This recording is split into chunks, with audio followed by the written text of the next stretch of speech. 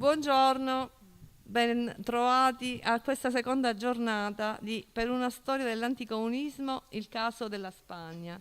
Diamo la parola immediatamente al professore Giovanni Cattini dell'Università di Barcellona, che ci parlerà di repubblicani antifranchisti e anticomunisti, l'eredità della guerra civile nell'esilio spagnolo 1939-1963. Prego.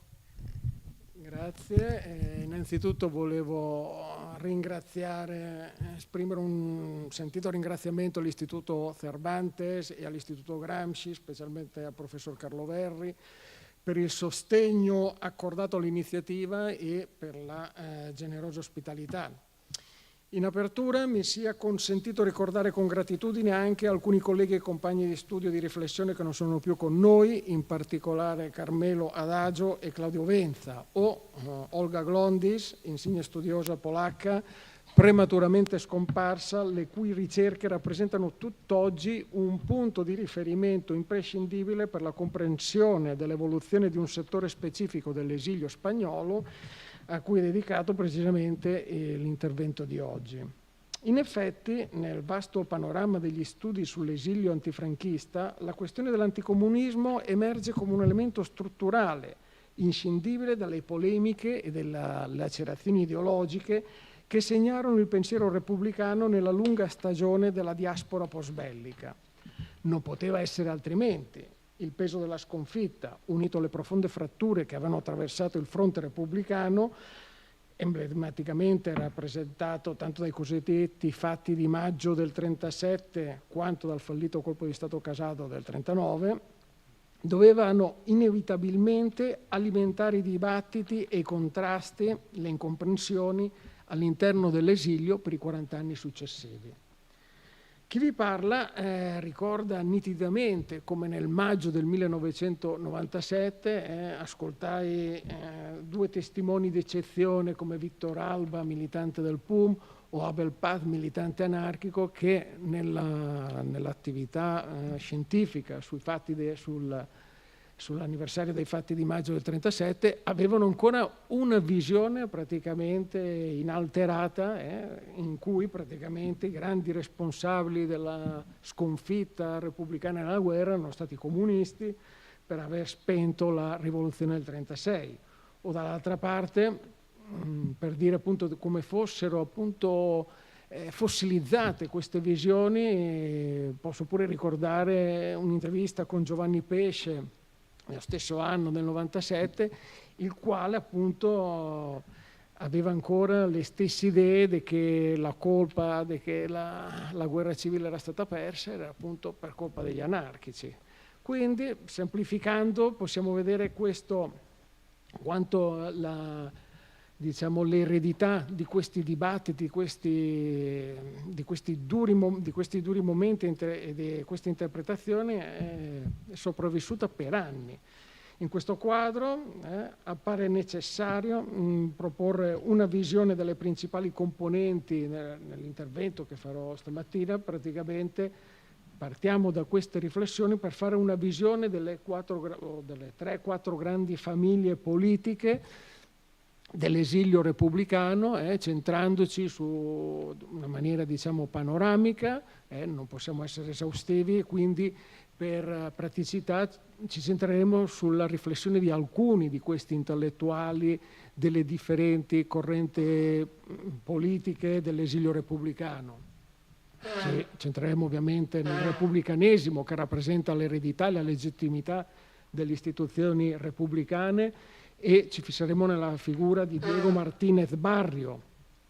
Poi ci concentreremo nel socialismo spagnolo dell'esilio e utilizzeremo come pretesto il pensiero e le riflessioni politiche di Luis de Raquistán. E finalmente di quello che diciamo che è il gruppi rivoluzionari con tutte le loro evoluzioni, ci soffermeremo in quello che è stato la riflessione del pensiero anarchico con la figura di Diego Abad de Santillán, e per i gruppi di ex militanti della sinistra rivoluzionaria, del marxismo rivoluzionario antistalinista, vedremo un poco questa evoluzione in personaggi come Joaquín González, conosciuto come Joaquín Gorkin, o per Pagès che è il Victor Alba. E come dicevamo, la cronologia, la periodizzazione che analizziamo va ad un periodo che va dalla fine della guerra civile al 1962-63, agli inizi degli anni 60, perché sono un poco anche quella lenta agonia dell'autunno repubblicano che arriva precisamente a che queste generazioni ormai sono adulte, più che adulte, si sono allontanate, diciamo, da quello che era il contesto della guerra civile, del contesto della prossimità alle comunità dell'esilio, che ormai si stanno riducendo, quindi anche il loro senso di intervenire nella vita politica spagnola ogni giorno, diciamo, che un po' sta diminuendo. Sono le nuove generazioni che rinnoveranno il discorso politico. In questo senso ricordiamo che l'inizio degli anni 60 poi sono anche il momento della ripresa dell'attività antifranchista, in cui c'è una grande importanza dell'antifranchismo interno alla Spagna, della ripresa del movimento operaio, della ripresa di queste iniziative trasversali che portano al conosciuto contubernio di Munich del 1962 e poi soprattutto, secondo me, quell'elemento che ci può far pensare anche in fase successiva su questo anticomunismo o sulla rottura della barriera anticomunista è proprio l'assassinio per parte del regime di Julián Grimau. Julián Grimau, quel militante comunista, è detenuto, è torturato, ucciso dal regime franchista nell'aprile 63, che rappresenta un momento unitario di protesta antifranchista che coinvolge cattolici, comunisti appunto, e che quindi è un momento secondo me importante da un punto di vista della riflessione. Comunque sia, per non divagare andiamo a vedere quello che è il primo settore, che come diciamo è quello del mondo repubblicano. Ricordiamo che l'impatto dell'esilio è stato oggetto di un'ampia analisi da parte di Alicia Alted e la ricostruzione della storia istituzionale della Repubblica nell'esilio si deve in larga misura agli studi di Giuseppe Sánchez Cervelló, così come la dimensione culturale e l'evoluzione del pensiero repubblicano si avvalgono dei contributi significativi di Ángel Duart e Maria Paz Balibrea. In particolare, quello che stavamo dicendo, opere come Otoño de un Ideal di Ángel Duarte e Tiempo de Exilio di Maria Paz Balibrea mi sembrano opere importanti perché offrono una ricostruzione della lenta agonia del pensiero repubblicano in esilio e della sua lotta, spesso vana, per trasmettere alle generazioni future i valori fondamentali del repubblicanesimo spagnolo, quindi quei valori laici, riformisti e progressisti che avevano appunto segnato un secolo di storia spagnola. Saltiamo e andiamo direttamente a parlare della figura di Diego Martínez Barrio. La traiettoria dell'esilio di Diego Martínez Barrio è stata studiata recentemente da Leandro Álvarez del Rey. Vi raccomando un suo studio che si trova appunto pubblicato grazie alle edizioni della Memoria Democratica del governo attuale spagnolo, che appunto studia la figura di Diego Martínez Barrio, la cui traiettoria è indissolubilmente legata alla parabola storica del repubblicanesimo spagnolo, dalla Seconda Repubblica fino all'esilio forzato dopo la vittoria franchista nella guerra civile. Figura di primo piano della Repubblica, fondatore dell'Unione Repubblicana e più volte presidente della Cortes, Martínez Barrio rappresenta una delle espressioni più significative del liberalismo progressista spagnolo del XX secolo, caratterizzato da un riformismo moderato e laico. Nell'esilio divenne uno dei principali simboli di quel repubblicanesimo intransigente nei principi costituzionali, ma disponibile al dialogo, che tentò con alterne fortune di proiettare nel contesto internazionale la legittimità della Repubblica Spagnola soppressa dal colpo di Stato del 1936. Presidente del governo repubblicano nell'esilio nel 1945, la sua elezione fu vista come un tentativo di mediazione tra le varie anime dell'esilio. Dal punto di vista ideologico, Martínez Barrio difese sempre un repubblicanismo moderato, anticomunista e legalista, Denunciò sia la destra reazionaria franchista quanto il comunismo sovietico. Già durante la guerra civile ricordiamo che Diego Martínez Barrio aveva protestato verso la subordinazione del Partito Comunista Spagnolo alla strategia internazionale di Mosca, temendo che essa snaturasse la lotta democratica della Repubblica Spagnola e portasse con sé appunto una deriva autoritaria. Possiamo ricordare appunto un'intervista pubblicata dal New York Times nel 1942 in cui Martínez Barrio diceva: il desarrollo, e quindi da qui possiamo vedere il suo atteggiamento di come concepiva lui l'anticomunismo. Martínez Barrio diceva: el desarrollo del comunismo en mi país obedeció a un impulso fisiológico defensivo de cierta parte de la sociedad. Se quiso combatir la pandemia fascista con la vacuna comunista, contraponer a una grave conmoción orgánica otra de idéntica gravedad. Pero el español, continuaba Diego Martínez Barrio, en su ser más entrañable es liberal e individualista. Construye o procura construir por sí mismo su propio destino.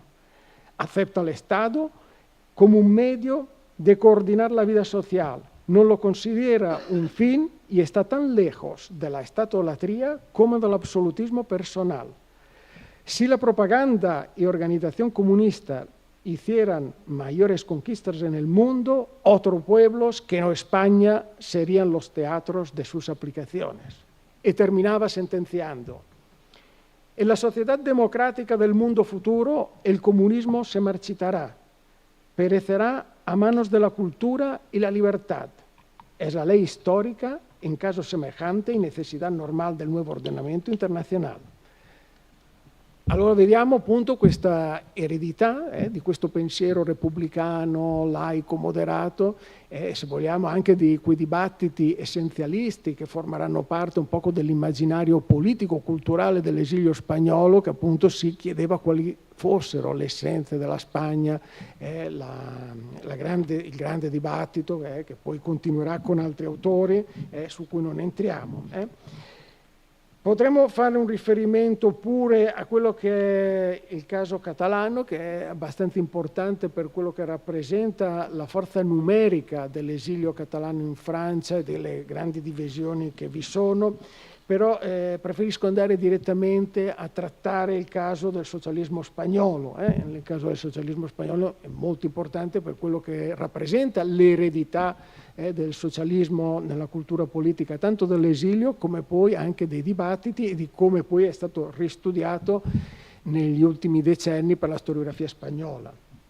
Ricordiamo che l'esilio del socialismo spagnolo è stato oggetto di numerose ricerche, dai lavori di Abdón Mateos a quelli di Jorge de Hoyos, Juan Francisco Fuente, la sua biografia di Luis de Raquistán, un lavoro molto importante, come il lavoro di Ricardo Miralles sulla biografia di Indalecio Prieto, e poi appunto gli studi di Juan Andrade e la sempre citata Maria Paz Brea. Durante l'esilio, come sapete, il PSOE si divise principalmente in due correnti: da un lato Indalecio Prieto, promotore di un socialismo moderato, di ordinamento socialdemocratico e dichiaratamente anticomunista, e dall'altro Juan Negrín, sostenitore di un socialismo più radicale e disposto alla cooperazione con l'Unione Sovietica. Adesso non entriamo nei dibattiti e nell'evoluzione storica del socialismo spagnolo e ci centriamo direttamente nella figura chiave di Luis de Raquistán. Luis de Raquistán passò da posizioni rivoluzionarie a un orientamento più moderato anticomunista. Inizialmente vicino al marxismo di stampo cavalierista, fondò negli anni 30 la rivista Leviatán, che esprimeva una visione statalista della rivoluzione. Tuttavia, come sappiamo, l'esperienza dell'esilio lo portò a distaccarsi dal radicalismo giovanile, maturando una visione più pragmatica, influenzata dalla guerra fredda e soprattutto da questa indifferenza dell'Occidente verso il regime di Franco. Si trasformò così in un intellettuale isolato e critico, legato alle reti di anticomuniste, create appunto come sappiamo, dalla CIA, nel conosciuto Congresso per la Libertà della Cultura. E quello che ci interessa è appunto sottolineare che nel pensiero proprio di Louis de Araquistan degli anni 50 vediamo come elabora un progetto di riconciliazione nazionale ispirato nella dialettica hegeliana, per cui la sintesi tra franchismo e repubblicanesimo avrebbe potuto generare uno Stato civile. Inoltre propose anche un accidentalismo istituzionale, accettando la possibilità di una monarchia democratica come via pragmatica per la transizione, rigettando il dogmatismo repubblicano, e a suo giudizio il socialismo non consisteva nell'imposizione rigida di forme istituzionali, ma in un processo graduale di estensione dei diritti. Nella sua opera centrale, come quella che è España ante la idea sociológica dell'Estado, pubblicata nel 1953, Louis Araquistan sviluppò alcune tra le argomentazioni più articolate a sostegno del suo anticomunismo. L'analisi prendeva le mosse dalla peculiarità della guerra civile spagnola, sottolineandone la brutalità. Louis Araquistan apriva il suo volume affermando: «Non se concibe una guerra así en ningún otro pueblo europeo, salvo los de la órbita soviética. Tan parecido en la estructura esencial de sus estados al actual Estado español, aunque unos y otros se crean terriblemente antagónicos». Dopo aver menzionato la lettura marxista sulla genesi dello Stato, Araquistan evidenziava l'assenza nel marxismo di una concezione sociologica della forma statale. Si rifaceva quindi allo storico arabo del XIV secolo Ibn Khaldun, riscoperto grazie agli studi di Gumplowicz e da Raffaele Uregna, le cui teorie attribuivano un ruolo fondativo ai pastori nomadi nella genesi della società. Il loro spirito guerriero tendeva infatti a imporsi sulle popolazioni sedentarie. Allora, questa lettura della chiave storica, del processo storico, grazie a questa lettura, Araquistan elaborava uno schema storico secondo cui la Spagna sarebbe stata intrappolata in una dinamica ciclica di conquista e riconquista, che sfociava sistematicamente nella repressione del dissenso. Per Araquistan, cattolicesimo e marxismo rappresentavano due forme moderne di arcaismi politici, entrambe tese alla soppressione dell'avversario. Così diceva: «La vieja civilización cristiana que pretende salvar la dictadura española, como la nueva civilización socialista que simula sostener y amparar la dictadura soviética, non son sino maschera del milenario estado de conquista y de dominio, un estado arcaico y brutal, que se siente predestinado a desaparecer definitivamente de la historia, como ya han desaparecido de los pueblos de avanzada industrialización, y que por eso mismo se defiende con una violencia que no igualada ni por los más bárbaros estados invasores externos de otras épocas». La proposta così di Louis de Araquistan per superare la logica della conquista consisteva in una politica riformista tesa a produrre una sintesi hegeliana capace di fondare uno Stato civile. Solo attraverso l'integrazione si sarebbe potuto sostituire la dinamica conflittuale, come appunto dimostrava secondo lui l'esempio nordamericano della General Motors, che dava dei salari elevati ai suoi impiegati, che quindi diciamo erano integrati nella vita sociopolitica nordamericana. Louis de Araquistan prevedeva che la diffusione di politiche moderate sarebbe stata cruciale anche per lo sviluppo della società europea, orientata, secondo lui, a creare un'Unione Europea come motore di progresso. Tale evoluzione lo portò infine a sostenere anche il ritorno di una monarchia liberal-democratica come formula di superamento del franchismo. Come vado di tempo? 6 minuti. Passiamo direttamente agli anarchici, anche gli anarchici che sono così importanti per comprendere l'evoluzione della società spagnola della prima parte del XX secolo, che protagonisti, volenti nolenti, della rivoluzione del 1936, quando arrivano all'esilio si dividono fra innumerevoli gruppi, fra quelli che sono più fedeli del lavoro fatto durante della collaborazione, del collaborazionismo governamentale durante il primo anno della guerra civile, e quelli che invece rifiutano qualsiasi collaborazionismo con le forze repubblicane, con le altre forze, perché sentono traditi di quel periodo storico e di quello che ha rappresentato l'involuzione politica della Repubblica a partire dopo i fatti del maggio del 1937. Bene, allora, fra questi personaggi vediamo come Diego Abad de Santillán rappresenta come un elemento intermedio fra la proposta collaborazionista e la proposta di intransigenza e rifiuto delle collaborazioni con le altre forze repubblicane. Di Diego Abad de Santillán, a parte che degli studi sull'anarchismo durante il franchismo abbiamo il lavoro di Ángel Herrerín, la CNT durante il franchismo, del 2004, e abbiamo anche una non recente tesi di dottorato sul pensiero, l'evoluzione del pensiero di Diego Abad de Santillán, scritta da Fernando Pérez de Blas e difesa all'Università Complutense de Madrid. Allora, come dicevamo, Diego Abad de Santillán rappresenta questa voce della intermedia di questi anarchici, e lo vediamo che fu questa evoluzione che lo vide inizialmente favorevole alla collaborazione per ragioni pragmatiche, e che poi invece divenne sempre più critico verso gli errori del movimento e verso il settarismo ideologico dello stesso movimento anarchico. Pur rimanendo un convinto anarchico, fu tra i pochi a proporre una revisione teorica profonda dell'esperienza rivoluzionaria, denunciando i limiti dell'improvvisazione e dell'ortodossia ideologica.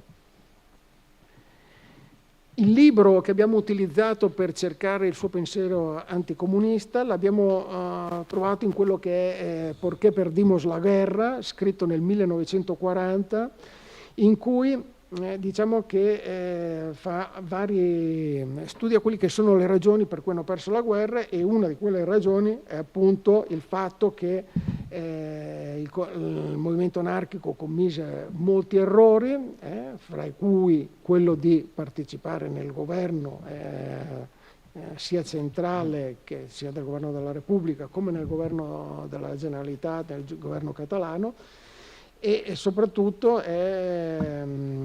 di non essere stati coerenti con i propri principi rivoluzionari. Infatti in un determinato momento dice: no quisimos hacer la revolución, sino defender una legalidad que ya no existía. Però diciamo che quello che rappresenta tutta la sua vena anticomunista era le seguenti frasi che vediamo come: tan funesta como la no intervención para la llamada España Real fue la intervención rusa, que llegó varios meses después de iniciadas las operaciones. Prometió vendernos material y, no obstante cobrarlo en oro, por adelantado, llegase o no llegase la carga a nuestros puertos, puso como condición de la supuesta ayuda la sumisión completa a sus disposiciones en el orden militar, en la política interior, en la política internacional, habiendo hecho de España una specie di colonia sovietica. E qui continuiamo con varie idee, però insomma stiamo sempre ripetendo lo stesso topico.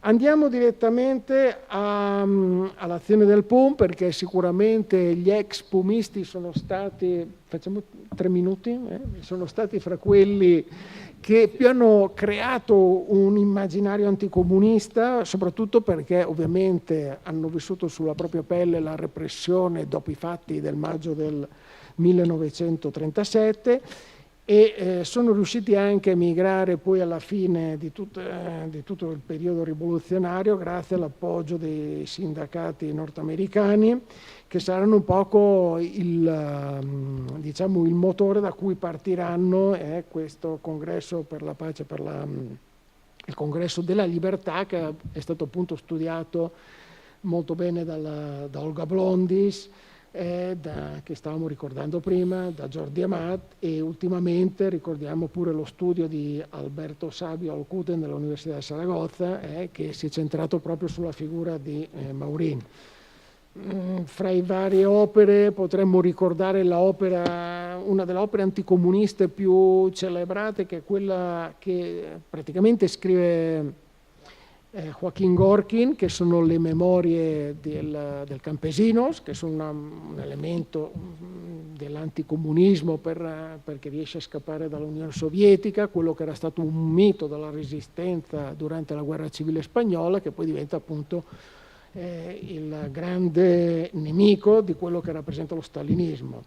O le stesse idee di Victor Alba, che sono espresse soprattutto a partire dagli anni 50 nelle sue opere sull'America Latina oppure sull'Europa, oppure appunto nel caso europeo sul caso della rivoluzione ungherese del 1956.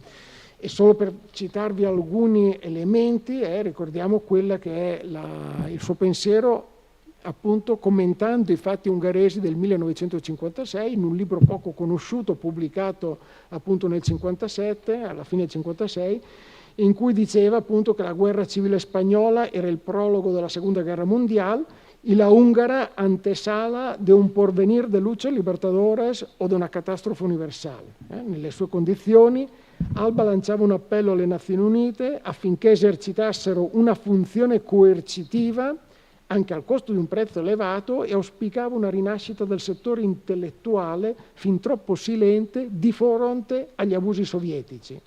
E diceva: la inteligencia no puede ser pervertida, la propaganda obsesional, la educación tendenciosa soviética no han logrado pervertir a la juventud húngara o polaca, como la propaganda y la educación de Franco no han pervertido a la juventud española. E quindi l'altro elemento che considerava su cui bisognava lavorare era il movimento operaio. Diceva del movimento operaio: el movimiento operaio podrido por la infiltración staliniana, esta sífilis del movimiento obrero, como decía Trotsky, paralizado por su propia falta de audacia. El movimiento obrero ya no es movimiento, es preciso volverlo a poner en marcha come fuerza de presión y unirlo al renacimiento de los intelectuales. Beh, potremmo continuare, però andiamo alle conclusioni. Nelle conclusioni saltiamo, andiamo giusto alla fine di quelle che sono le mie riflessioni, che appunto si basano su fare una schematizzazione dei differenti elementi che abbiamo visto, e possiamo concludere che l'elemento che accomuna queste diverse forme di anticomunismo è la loro origine comune, le divisioni tragiche e le lacerazioni ideologiche della guerra civile. Le repressioni interne, il ruolo del Partito Comunista Spagnolo, le scelte strategiche discordanti tra comunisti, socialisti, anarchici e repubblicani generarono una memoria traumatica che condizionò per decenni la politica dell'esilio. L'anticomunismo che ne derivò non fu tanto una risposta contingente alla geopolitica del dopoguerra, quanto una reazione profonda a una frattura originaria mai realmente sanata. In questo senso si può parlare di un anticomunismo post-traumatico che ha agito come dispositivo di elaborazione di una sconfitta collettiva e come tentativo di ridefinire un'identità politica smarrita. In conclusione, l'anticomunismo dell'esilio antifranchista non fu un fenomeno marginale né circoscritto a singole personalità o correnti. Esso fu un elemento strutturante che attraversò in modo trasversale repubblicani, socialisti, anarchici e marxisti dissidenti, manifestandosi con intensità, retoriche e finalità diverse. La sua pluralità testimonia la complessità del campo repubblicano in esilio, ma anche la ricchezza e la fragilità di un'eredità politica che, pur segnata dalla sconfitta, continuò a produrre riflessioni critiche, esperienze culturali e progetti di democrazia per un futuro diverso. Grazie.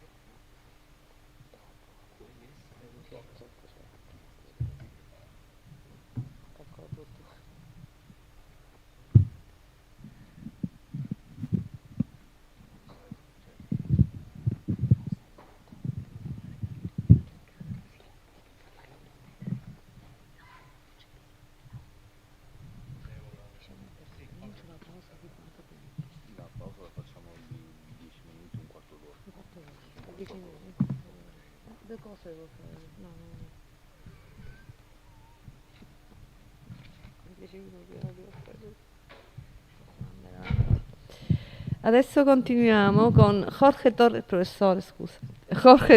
Santos dell'Università di Modena e Reggio Emilia, che ci parlerà di el discurso anticomunista en el movimiento sindical español durante el franquismo y la transición. Prego.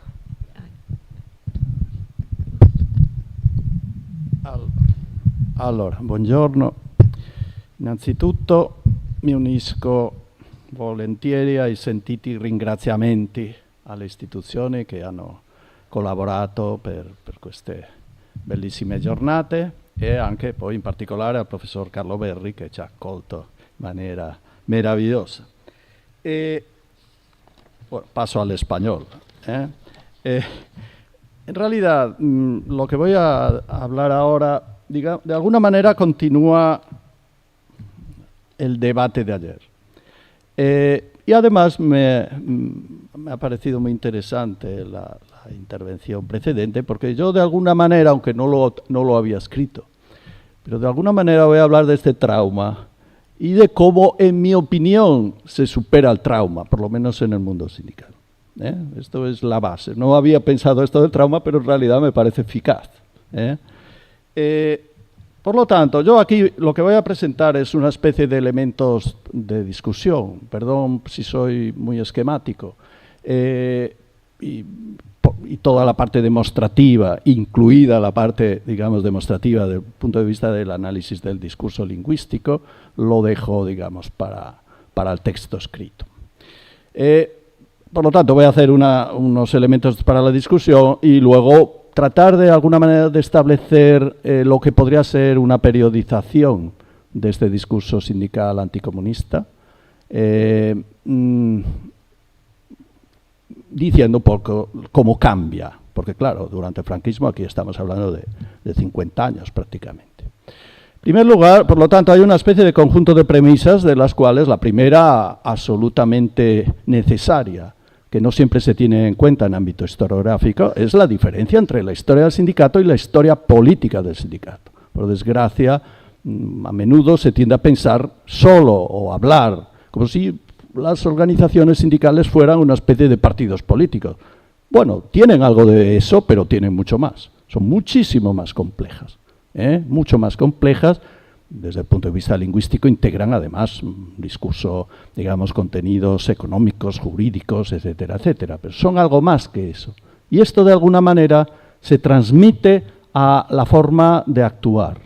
Con lo cual, repito, la historia, esto es si habláramos del sindicalismo en general. Pasando a lo que es el ámbito anticomunista, las especificidades, digamos, del movimiento sindical que influyen en el posible discurso anticomunista, en primer lugar, en mi opinión, habría que hablar de las particularidades del propio sindicalismo comunista, que es, dentro del ámbito sindical, es diferente en cierto sentido a los otros. ¿Por qué? Digamos que los comunistas tienden a integrarse en estructuras más grandes. Es muy raro encontrar un sindicato un sindicato comunista de algo. ¿Esto por qué? Porque el sindicalismo comunista es concebido como un sindicalismo de clase, ciertamente, pero como socialista, pero tiene algo más. Como, en mi opinión, y como ya ha sido dicho hace muchos años, pero en un libro muy brillante de Cella, Manghi e Pasini, que ellos estudiando el sindicalismo de la CGIL decían, porque aquí hablamos de culturas sindicales también, o sea, claro. Ellos decían que era un sindicato sí de clase, pero era un sindicato para la clase. Este para la clase está muy dentro de la concepción sindical comunista y hace que traten de configurarse dentro de estructuras en las cuales sí tratan, por supuesto, de ser hegemónicos, etcétera, etcétera, de dominar, por supuesto, pero en la que caben otros. Con lo cual, en Italia tendríamos la CGIL, digamos, del CGIL.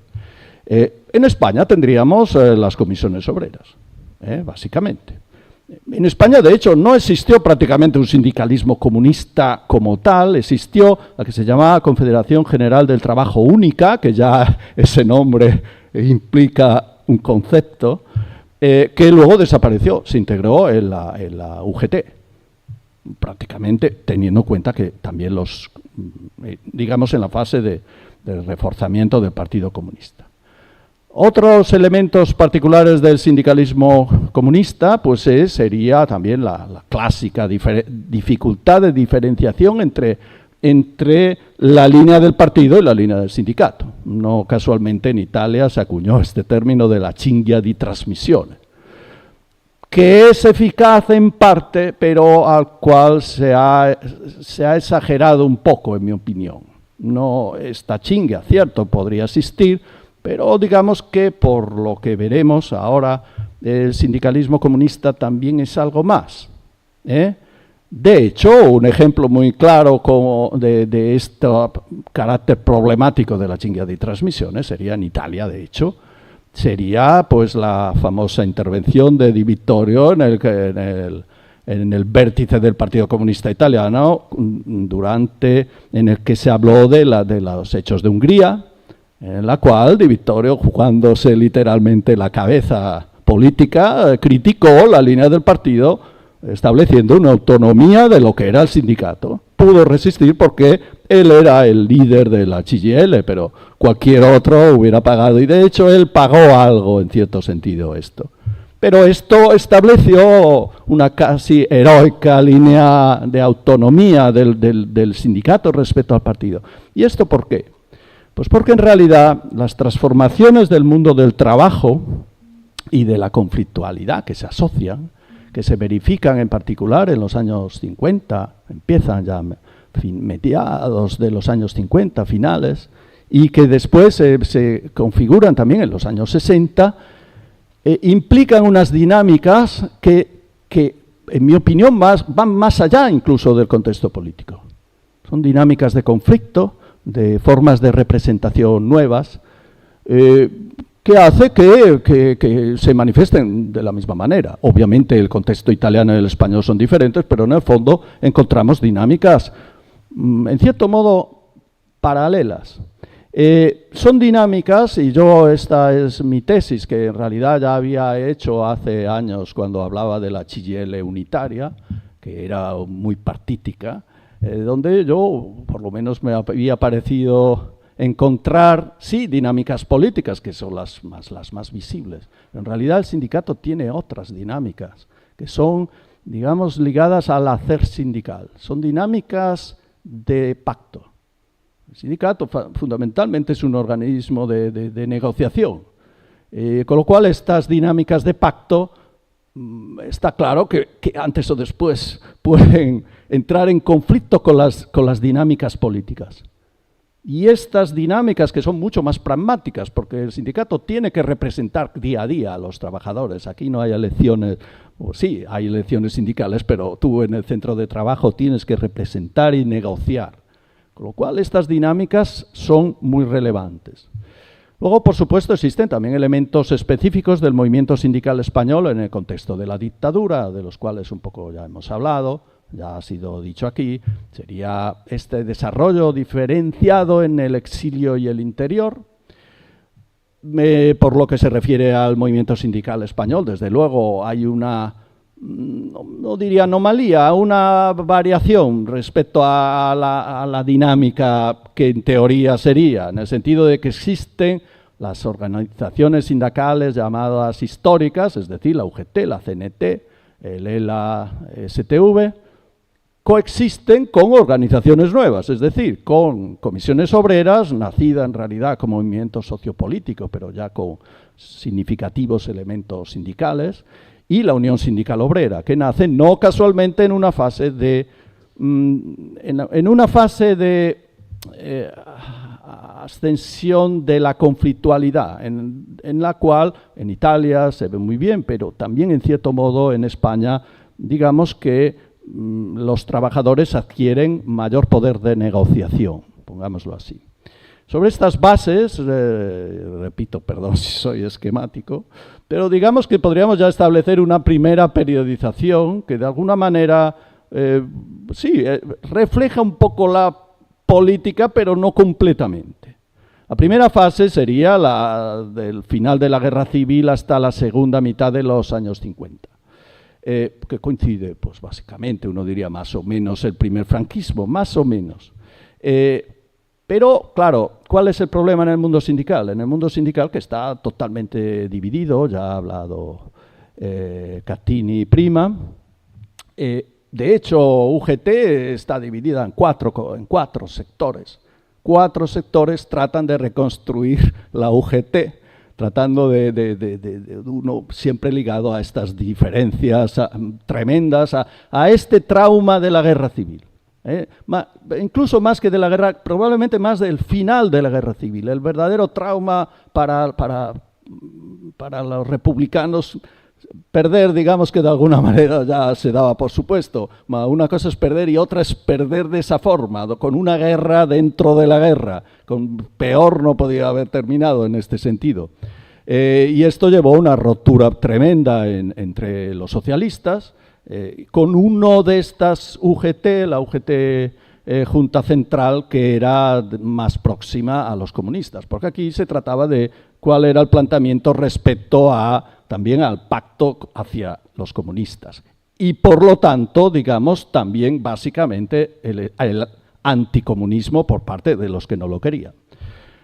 Luego hay que tener en cuenta que es una fase en el ámbito comunista básicamente de tendencia stalinista, de dominio stalinista sobre las estructuras, y en esta primera fase digamos que el anticomunismo es paralelo el ámbito político al sindical, o bastante paralelo. Y las configuraciones, repito, no voy a mostrarlo dado el tiempo a disposición, pero digamos las organizaciones sindicales se integran en plataformas, entre comillas, anticomunistas, como la Alianza Nacional de Fuerzas Democráticas de 1944, que era a su vez alternativa a la Unión Nacional promovida por los comunistas. Repito, anticomunismo político paralelo al sindical, en el cual, y esto es otro elemento, en mi opinión, significativo, el comunista es visto como un enemigo casi, si uno lee estos textos, pues es casi al mismo nivel que el enemigo de la otra parte. Son dos enemigos. De hecho, en el comunicado conjunto de las ejecutivas del PSOE y UGT ante la sublevación de Hungría, pues habla de hombres libres de todo el mundo, que no pueden abandonar a los heroicos luchadores de Polonia y Hungría. El 7 de noviembre de 1956 se dice: la tragedia de Hungría ha desenmascarado definitivamente a los tiranos de Moscú. Aquí ya empieza también esta forma de anticomunismo ligado a Moscú. Se habla, de hecho, de colonización soviética, que hablar de colonización en los años 50 era también una cosa, por considerar a los que ellos dicen la llamada patria del proletariado, donde este llamada también tiene su contenido fuerte, pues hablar de colonización, digamos que era bastante paradójico si referido a todo el discurso de descolonización que se había en la época. De hecho, el Partido Socialista y UGT se comprometían a seguir luchando, esto es significativo, dice, contra todos los tiranos y contra todas las dictaduras, poniéndolos de hecho al mismo nivel. O sea, franquismo y el comunismo. La segunda fase sería más o menos desde la segunda mitad de los años 50 hasta 1966, también aquí, como siempre, la cronología es un poco así. Digo, ¿por qué? Pues porque en la segunda mitad hay elementos muy significativos. En primer lugar, la política de reconciliación nacional del Partido Comunista de España, paralela a la desestalinización en la Unión Soviética. Pero es que hay también cambios en el régimen, importantes para el ámbito sindical, como es la Ley de Convenios Colectivos de 1958, que llevará a la posibilidad y esto es una de las claves a partir de aquí, de la negociación sindical por parte de la Organización Sindical Española, la estructura franquista, que en teoría podía ser, y de hecho será infiltrada por las estructuras comunistas. Aquí es uno de los debates fundamentales, si en el llamado entrismo, entrar para destruir de alguna manera desde dentro, negociando, es decir, también mejorando la capacidad de los trabajadores, lo cual implicaba también una mayor capacidad de representación. Esto es lo que propone Comisiones Obreras, también un poco la Unión Sindical Obrera.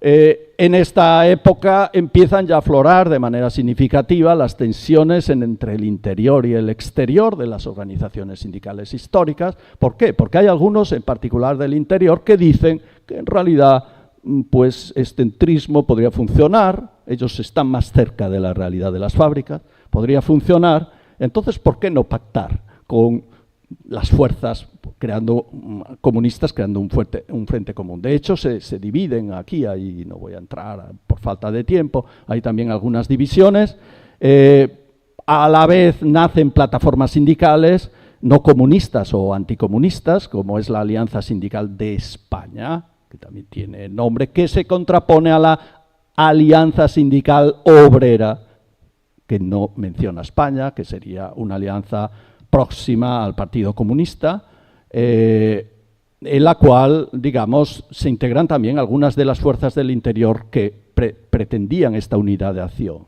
De hecho, la base de funcionamiento de la Alianza Sindical de España dice, podrá asociarse a una coalición, etcétera, dice, a condición de que la misma acepte los fines de la alianza, que eran de la democracia, y dice, también podrá recibir en su seno aquellas organizaciones sindical obreristas, hasta aquí funciona, netamente antitotalitarias. Aquí prácticamente estaba eliminando, aunque este netamente se puede interpretar también de varias formas. Porque netamente, porque si hubiera dejado en antitotalitarias, pues netamente uno podría decir, bueno, nosotros somos antitotalitarias, pero no de alguna manera abre un poquito la puerta hacia los comunistas. En realidad hace también llamamientos hacia otras, habla contra el entrismo, dice, ¡ay de aquellos hombres o pueblos que olvidando lo que fueron, es decir, a los comunistas, reniegan de su pasado y se entregan al servicio precisamente de quienes son causa y efecto de que la injusticia, la tiranía y la inmoralidad estén destruyendo el nombre y el futuro de nuestro pueblo? Es decir, ¿cómo es posible que estas personas se entren en estructuras sindicales del régimen? ¿Cómo es posible? Hay un comunicado también del boletín llamado Fijando Posiciones, que en el boletín de información de la ASE, que habla también claro, porque ellos tienen que luchar contra los que dentro de España están tratando de hacer esto, en particular esta ASO, y de hecho dicen, esa llamada ASO, esa llamada, como diciendo, esa cosa inexistente, porque claro, ellos recogían la herencia de las organizaciones históricas. Y esa llamada ASO, ¿a qué era favorable? Al comunismo totalitario. Pero de nuevo, cuidado, porque comunismo totalitario no es lo mismo. Dice el comunismo totalitario, que también aquí se puede interpretar de dos maneras. Porque uno puede decir, el comunismo, si hubieran dejado comunismo, no, porque es verdad que, vamos a ver, aquí sería la distinción entre el adjetivo. ¿Qué adjetivo están utilizando? En realidad no está tan claro, porque podría ser una especificación del comunismo, es decir, un comunismo totalitario, o un simple epíteto como todos los comunistas son totalitarios. Pero claro, dejarlo así, digamos que son estas ventanas que se abren de interpretación. Y todo esto en realidad, ¿por qué? Porque de alguna manera el movimiento sindical empuja a eso. No lo ven desde fuera, porque desde fuera tienen unas dinámicas diferentes, pero desde dentro, digamos que esta percepción existe. La USO, por ejemplo, la llamada Carta Fundacional de 1961, aquí no hay prácticamente referencias al comunismo. La USO, de hecho, es un sindicato complejo, un poco particular, sobre todo en esta primera fase. De hecho, ellos propugnan la democracia socialista. Está citada varias veces. Nosotros queremos la democracia socialista, que parece era un término utilizado de aquella, además por los comunistas. Pero claro, luego dicen, la USO declara su incompatibilidad con el sistema capitalista y con cualquier otro totalitario. Aquí de nuevo, comunismo viene identificado de alguna manera con el totalitarismo, pero claro, ¿cuál comunismo? Porque esta es la cuestión, el comunismo soviético. No está tan claro que sea el otro comunismo, o podría no ser. Aiuto, qua c'è un problema. Chiediamo il tempo. Fermiamo il cronometro. Chiediamo intervento tecnico.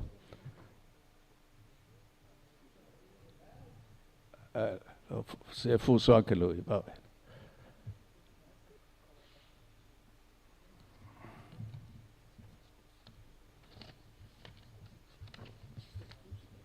No, prego, es que non so cosa devo fare. Ok, basta. Era solo questo, scusate. Entonces, decía, rechazo dice, igualmente rechaza cualquier otro sistema totalitario que concediendo la primacía a otros valores reduce el pueblo a la pasividad y a la condición de mero instrumento de los fines de un determinado grupo.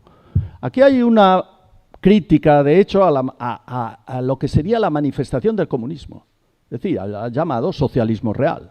No está tan claro que sea una crítica en sí al comunismo. O mejor, no está tan claro que sea algo que vuelva imposible, de alguna manera, tener acuerdos con ellos. Porque al final se trata de esto. ¿Y qué es lo que pasa, de hecho? Pasa que en la tercera fase, que sería más o menos yo aquí puse 1966 porque, digamos, en 1966 desde el punto de vista sindical es importante porque hay esta gran victoria, entre comillas, política de comisiones obreras en las elecciones sindicales, una victoria que deja traumatizado casi al régimen, de hecho luego de alguna manera las ilegalizan y es significativo porque representa... Es un paso muy relevante de consolidación de las comisiones obreras y de esta línea. ¿Qué es lo que pasa? Aquí hay un aumento muy relevante de las tensiones entre las estructuras sindicales del interior y del exilio, porque representan y tienen visiones diferentes. Y aquí también hay, en mi opinión, que distinguir las lógicas. Vamos a ver, el exilio está en Francia. El Partido Comunista francés sabemos muy bien que es netamente stalinista. Tiene una concepción mucho más rígida, digamos, que el Partido Comunista italiano. No casualmente en esta fase se está lanzando el llamado eurocomunismo, que abrazan sea los españoles, sea los italianos. Lo que quiero decir es que en esta fase, de alguna manera, las luchas que se están ya dando en Italia de manera muy significativa y de manera unitaria, porque claro, uno dice el anticomunismo. En Italia existía un fortísimo anticomunismo sindical, basta ver los años 50, muy fuerte, pero en los años 60 de repente uno encuentra que esas estructuras no solo hacen acuerdos, sino que crean plataformas comunes, incluso crean plataformas unitarias para configurarse en una organización sindical única. Más anticomunismo que tenía la CISL es difícil encontrar en otras organizaciones sindicales y aquí, sin embargo, no tienen ningún problema. ¿Por qué? Porque están haciendo movilizaciones conjuntas. Esto lo ven en España, donde además sabemos que había relaciones, en particular con algunas empresas como la SEAT, la Fiat. Ahí está estudiado las conexiones, en particular la CGIL. y se conoce esto. De alguna manera el sindicalismo español del interior se reflejaba en lo que era la experiencia italiana, mientras que el sindicalismo, digamos, en el exilio, también por la sede, de alguna manera se reflejaba en la experiencia francesa, que era mucho más divisiva, con un partido comunista diferente. De alguna manera esto lo encontramos.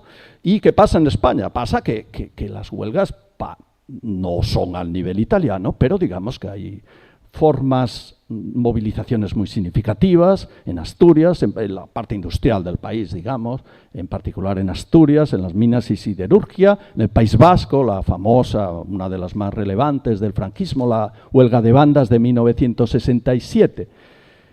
Todo esto, de alguna manera, se refleja ¿cómo? Pues porque, viendo la experiencia italiana, digamos que los sindicatos se dan cuenta que esa es la vía. ¿Y quién se da cuenta? Porque, claro, uno podría decir, por supuesto, la Comisiones Obreras se da cuenta. Sí, acabo, no hay problema. Comisiones Obreras se da cuenta. No, aquí la cuestión es que se da cuenta UGT. UGT no quiere el entrismo, pero propone los llamados comités de fábrica. Los comités de fábrica que ya proponen estas huelgas son de carácter unitario. Si es unitario, quiere decir que el prejuicio anticomunista no existe, o no existe, de alguna manera desaparece. De alguna manera el trauma, aunque puede quedar, por lo menos empieza a superarse, o quizá incluso yo diría superado. De hecho, en UGT la consolidación de esta línea se produce en el 11 Congreso en el Exilio de 1971, aunque ya en realidad es precedente, pero la consolidación se da en 1971, cuando llega, ¿quién? Un exponente del interior del sindicalismo, Nicolás Redondo, precediendo a la transformación que será de Suresnes de Felipe González. Esta aquí tiene caída de la prejudicial. De hecho, una circular número 1 de 1971 hace un llamamiento a la unidad de acción, que incluye a los comunistas. Aquí ya no se dice, la Comisión Ejecutiva del OGT hará un llamamiento a todos los partidos políticos y organizaciones sindicales, pero de esencia antifranquista, es decir, todos. Aquí no existe. Claro, existe también, se hacen en estos textos, se puede hacer la diferencia entre el anticomunismo queda, de alguna manera, pero es en referencias al comunismo soviético, pero digamos que es mi opinión, es un anticomunismo, digamos, funcional. Es decir, se pasa de reconocer al comunista como el enemigo pasa a ser un adversario, un competidor. En ese ámbito existe un discurso anticomunista, sin duda, pero es diferente. Esto se produce ya, se consolida esta línea en la que sería la última fase, que sería de la transición, en la cual la lucha por la hegemonía sindical, en la configuración de lo que se pretendería una democracia industrial, pues tiene una función instrumental, retórica. Es decir, es la competición entre las organizaciones sindicales, con lo cual es normal que uno diga, pues tú eres comunista. Entra dentro de la lógica de la competición, pero ya no es el anticomunismo, no es un enemigo, es un competidor. Para terminar, digamos lo que serían algunas consideraciones conclusivas, un minuto, vale. Algunas consideraciones que reflejan un poco lo que he dicho y que sería más bien también una introducción para el debate. Yo creo que, vamos a ver, la diferencia entre el discurso político y sindical de alguna manera implica diferencias en la configuración del discurso sindical anticomunista realizado en las organizaciones sindicales. Y esto se manifiesta tanto en el ámbito cronológico como en el de sus manifestaciones. ¿Y esto por qué? En mi opinión, es porque estas dinámicas sindicales, aquí está la clave de todo, y por eso vuelvo al inicio, estas dinámicas sindicales se manifiestan porque las organizaciones sindicales no son partidos. Esta es la cuestión. Este hacer sindical, que es, si en física sería fuerzas centrífugas y centrípetas, no simplificando mucho, pero para hacernos entender. Si existen fuerzas centrífugas, es decir, de ruptura, que serían las lógicas políticas, existen junto con ellas fuerzas que tienden a unificar, ligadas al al hacer sindical, que tiende a ser unitario. ¿Y por qué? Pues porque es más eficaz. Está claro que si se une son mucho más eficaces. Es pragmatismo. El sindicalismo, la lógica del movimiento sindical es muy pragmática. Es que a veces se tiende a decir, bueno, esa lógica no pragmática existió en las organizaciones sindicales, en el socialismo revolucionario, en algunas formas anarquistas, etcétera, pero por lo menos en la segunda mitad del siglo XX ha tendido a desaparecer o a ser bastante marginal en el ámbito español e italiano. Las diferentes, ya por último, las diferentes fases de las que, de alguna manera, porque repito, esto es una base de discusión, estas fases por las que pasa el discurso anticomunista en España pueden considerarse en el ámbito de la consolidación de estas dinámicas sindicales respecto a las políticas. Es decir, repito, se pasa de enemigo a un competidor, adversario, en el ámbito de la unidad de acción o de una competencia entre organizaciones. Pero esto ya es otra cosa, es una forma de anticomunismo. Por eso es lo que decía ayer, el anticomunismo es muy complejo. Puede existir un anticomunismo que es una forma discursiva utilizada pues, en el ámbito de una identificación. Yo soy diferente, no soy comunista, pero las formas de identificación, pues de alguna manera yo tengo que distinguirme del resto. Bueno, pues esto era todo, espero haber estado. Gracias, gracias. Muchas gracias. No, semplicemente, aspetta, vabbè, non ho bisogno. No, solo per dire che adesso abbiamo 15 minuti di pausa, quindi sono 23, ci vediamo, è 38 qua. Grazie.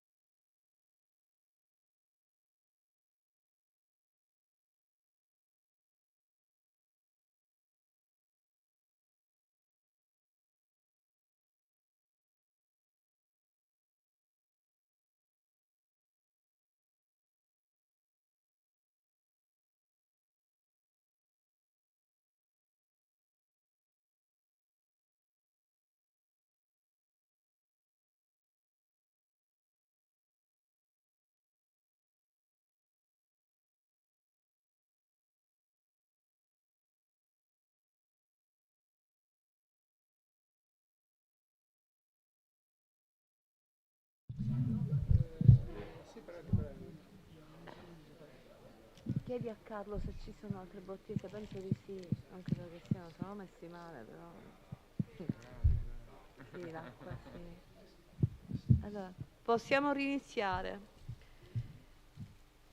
Adesso ascolteremo il professore. No. Non ti posso chiamare professore, ricercatore, esperto, Nicola Riccardi dell'Università di Modena e Reggio Emilia, che parlerà su Felipe González e il PSE, l'anticomunismo come strategia di posizionamento nella costruzione dell'egemonia socialista 1974-1996. Prego.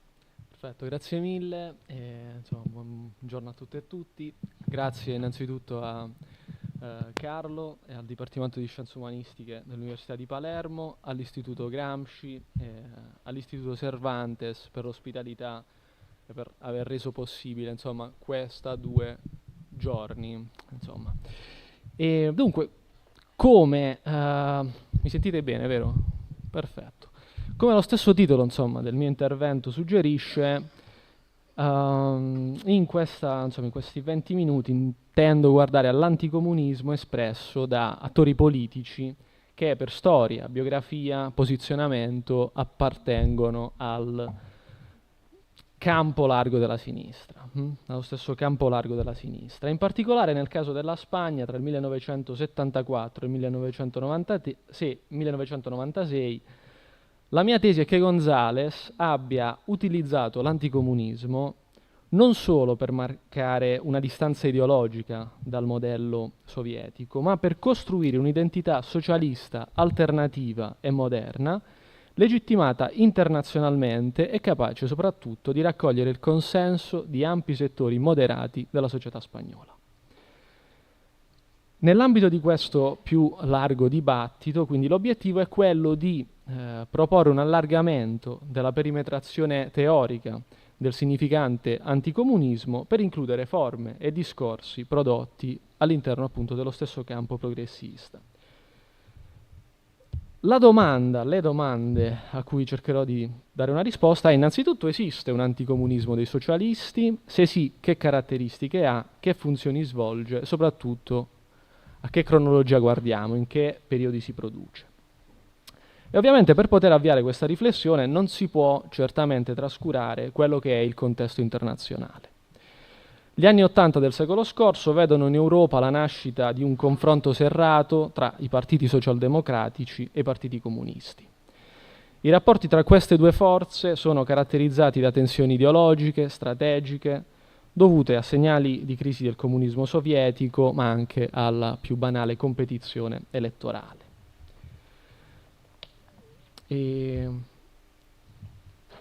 Nel contesto italiano, il Partito Socialista di Bettino Craxi si afferma negli anni '80 come forza riformista, modernizzatrice, in aperta competizione col PCI, il più grande partito comunista d'Europa. Craxi interpreta l'anticomunismo in chiave offensiva, accusa i comunisti di immobilismo, subalternità all'Unione Sovietica, conservatorismo sociale. E Galli, in Storia del socialismo italiano, così come anche Piero Ignazzi nel Polo Escluso, documentano come il Partito Socialista, pur collocandosi a sinistra, cerchi di delegittimare il PC come forza di opposizione, anche in una chiave internazionale, presentandosi a Washington e Bruxelles come garante dell'atlantismo. Bruxelles ovviamente intesa come centro, degli interessi europei. Diverso è il caso francese. Il primo governo Mitterrand del 1981 vede un'alleanza iniziale con il PSF che segue un accordo programmatico stretto già 9 anni prima, ma la cooperazione anche qui è di breve durata. Dal 1983, infatti, con la celebre tournant de la rigueur, il Partito Socialista adotta politiche economiche più moderate, segnando una rottura irreversibile con i comunisti. Qui c'è un altro testo interessante di Courtois e Lazare, Histoire du Parti communiste en France, in cui i due evidenziano come il Partito Socialista abbia progressivamente isolato il Partito Comunista francese, accusandolo anche qui di arretratezza ideologica e inadeguatezza rispetto alle sfide della globalizzazione. Anche in Germania Ovest l'SPD di Willy Brandt si distingue per una posizione nettamente anticomunista. Fin qui dal congresso di Bad Godesberg del 59 il partito abbandona il marxismo e si apre a un socialismo riformista, pluralista, compatibile con l'economia di mercato, adottando una politica distensiva con l'Est, pur non mettendo mai in discussione il legame con la NATO. E un passo ulteriore, forse anche il caso più estremo e paradigmatico, sperando che insomma, non venga giù la bacheca dell'Istituto Gramsci, è il caso britannico. No, niente. Ok, è il caso britannico. Qui ovviamente un decennio più tardi, a partire dal 1994, con Tony Blair e il New Labour, l'abolizione della Clause 4 del 1995, dalla Costituzione Labour del 1918, che lega storicamente il Labour Party alla proprietà collettiva dei mezzi di produzione, segna il distacco formale dal socialismo tradizionale. Come scrive qui Anthony Giddens in questo libro è The Third Way, The Renewal of Social Democracy del 98, l'obiettivo qui è ridefinire la sinistra oltre la socialdemocrazia classica, e quindi rifiutando la logica conflittuale marxista e proponendo un nuovo compromesso post-ideologico. Dunque, lasciando un po' sullo sfondo quella che è quindi una tendenza continentale, che magari ci torna utile nelle conclusioni, ripercorriamo un attimo la traiettoria invece politica del Partito Socialista Obrero Español di Felipe González, a partire dal suo successo nel congresso di Suresnes del 74, congresso che, come sappiamo, vede il gruppo degli outsider andalusi prendersi il partito e spodestare quella che era la debole, anagraficamente stanca leadership di Rodolfo López. Ecco, negli anni della segreteria, questi suoi primi anni di segreteria, Felipe González si impegna in un lungo percorso di persuasione interna. Prepara il terreno per una svolta ideologica, puntando sull'importanza di tenere serrate le fila del partito. Ascoltiamo un estratto di un suo discorso che tiene ad Ourense il 9 settembre del 76 in una sede del Partito Socialista. Ascoltiamolo, poi commentiamo brevemente quello che ci dice. Los comunistas tienen la enorme ventaja de que si adoptan una línea política, esa línea política la cumplen a rajatabla. No hay ni un solo hombre que discrepe, aunque esa elaboración no se haya hecho desde la base, ¿no? Fundación Felipe González. Ahí su fortaleza. ¿Cuál es su debilidad? Su debilidad es que hablan de democracia para la sociedad y todavía no han conseguido la democracia interna en el partido, que es una contradicción. Ofrecen un proyecto político que es contrario a la propia práctica de la organización internamente. Ecco. Nella narrativa di González, i comunisti sono rappresentati come diversi, epistemologicamente diversi, ontologicamente diversi, svolgono la loro vita politica a rajatabla, senza alcun tipo di flessibilità, manifestano una fedeltà assoluta alla linea del partito, senza spazio per il dissenso e l'interpretazione personale. González quindi rileva una rigidità dottrinaria, che a volte sconfina, come lui stesso dice, in delle forme di dogmatismo. In che modo poi questa narrazione, questo ritratto, viene in un certo senso assunto dal ritratto che González fa di se stesso? Ascoltiamo un altro passaggio di questo discorso, poi lo commentiamo brevemente. La ventaja de los socialistas es que son coherentes entre el proyecto político que ofrecen, que es pluralista, de respeto a las libertades, y practican ese respeto a las libertades en el partido. Y su debilidad, justamente, que esa Fundación Felipe González. Idea en el seno del partido, si no está compensada por una fuerte disciplina, que es autodisciplina colectiva, provoca 13 imágenes distintas o 10 imágenes distintas de lo que el partido quiere para la sociedad, porque hay 13 protagonistas de corriente que dicen que ese no es el partido, que el partido es otra cosa. Qui vediamo che torna evidente il riferimento alla disciplina di partito, all'importanza di mantenere l'unità e allo stesso tempo tutelare la democrazia interna. Si ripropone quindi l'accusa ai comunisti che professano la democrazia per il proprio paese, ma mancano evidentemente di democrazia nel proprio stesso partito. Nel contesto della transizione, quindi, l'anticomunismo lo vediamo come una strategia politica chiave da parte dei socialisti. Ovviamente uno dei bersagli è il segretario Santiago Carrillo. Emergono quindi costanti perplessità sulle reali capacità di governare in un sistema democratico europeo insieme al PSE. Ma ecco, trascurando i lavori di mediazione di cui il PSOE è coprotagonista negli anni della transizione, arriviamo a due date importanti, al maggio e settembre del 1979, momento in cui il partito vive una svolta che ridefinisce per intero la sua identità politica. Nel marzo di quello stesso anno il PSOE, con i suoi 121 seggi, tra l'altro, era diventata la prima forza d'opposizione al governo dell'USD di Adolfo Suarez. I comunisti avevano ottenuto 23 seggi. Ecco, al congresso di maggio il partito mantiene ancora una forte impronta marxista. Nella risoluzione politica di quel congresso si riafferma la necessità di socializzare i settori strategici dell'economia per evitare le speculazioni degli interessi privati, si parla di una democrazia non solo politica ma anche economica, si propone una società autogestita in cui il potere economico sia nelle mani dei lavoratori. E in questo contesto è interessante vedere come l'unità della sinistra viene considerata una necessità strategica per consolidare il processo democratico. Quindi si vede ancora al Partito Comunista come un potenziale alleato. Felipe González, però, come sappiamo, in disaccordo con questa linea, si dimette da segretario generale. Questa è una prassi classica del suo modo di fare politica, lo vedremo anche poi nel momento in cui il referendum sulla OTAN, ecco, sostenendo appunto che il partito non può restare ancorato e alleato ad un partito come il Partito Comunista. Il suo gesto apre una crisi interna, porta alla convocazione di un congresso straordinario 4 mesi più tardi, congresso questo di settembre nel quale la linea politica cambia. Il Partito Socialista abbandona il riferimento al marxismo, rifiuta una politica di nazionalizzazioni generalizzate, difende invece un intervento pubblico più mirato, rivendica la propria autonomia politica, affermando quindi che il partito deve essere l'unica alternativa progressista capace di governare in democrazia.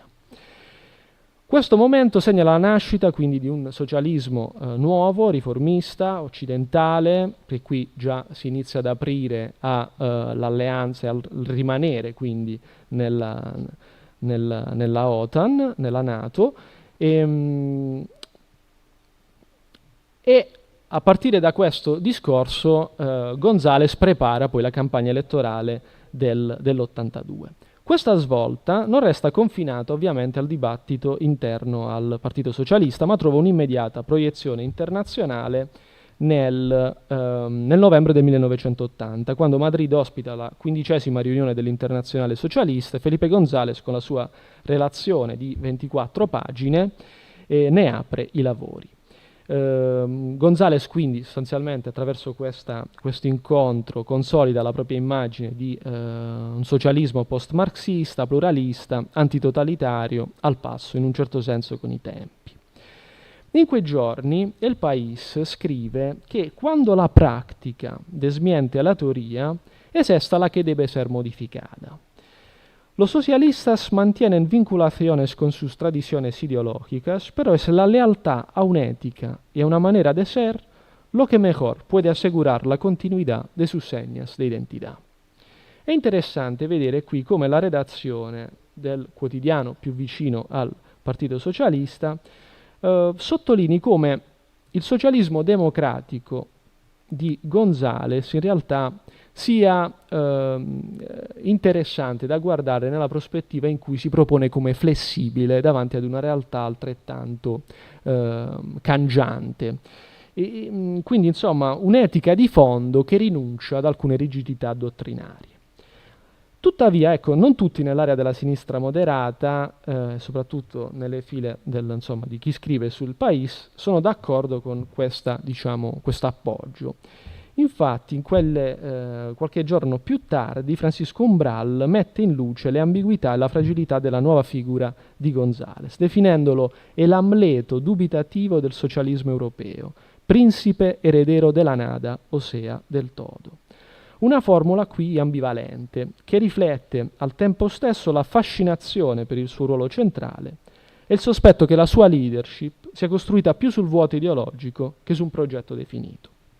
Ma proprio in questa ambiguità, in questo quindi rifiuto delle vecchie certezze ideologiche, risiede paradossalmente la forza del nuovo socialismo gonzalista, la capacità di leggere quindi un tempo e confrontarsi con sfide del presente con una certa flessibilità. Quindi, per riassumere questo primo momento della narrativa socialista, i binomi modernità versus arretratezza, flessibilità versus rigidità ideologica sono un po' le trame, narrative adottate nella narrativa da González. La vittoria elettorale dell'ottobre 1982, con i 202 seggi e la maggioranza assoluta nel Congresso dei Deputati, porta il PSOE per la prima volta al governo. È ovviamente una svolta epocale, non solo perché spezza l'egemonia centrista dell'USD, ma sancisce la piena legittimazione anche del progetto del segretario di partito. Come questo progetto però viene tradotto in misure politiche? Forte delle due maggioranze assolute conquistate nell'82 e poi nell'86, i governi avviano un programma di modernizzazione economica che include anche importanti interventi redistributivi. Tra questi l'introduzione del sistema sanitario universale, l'estensione dell'obbligo scolastico, alcune misure di rafforzamento del welfare.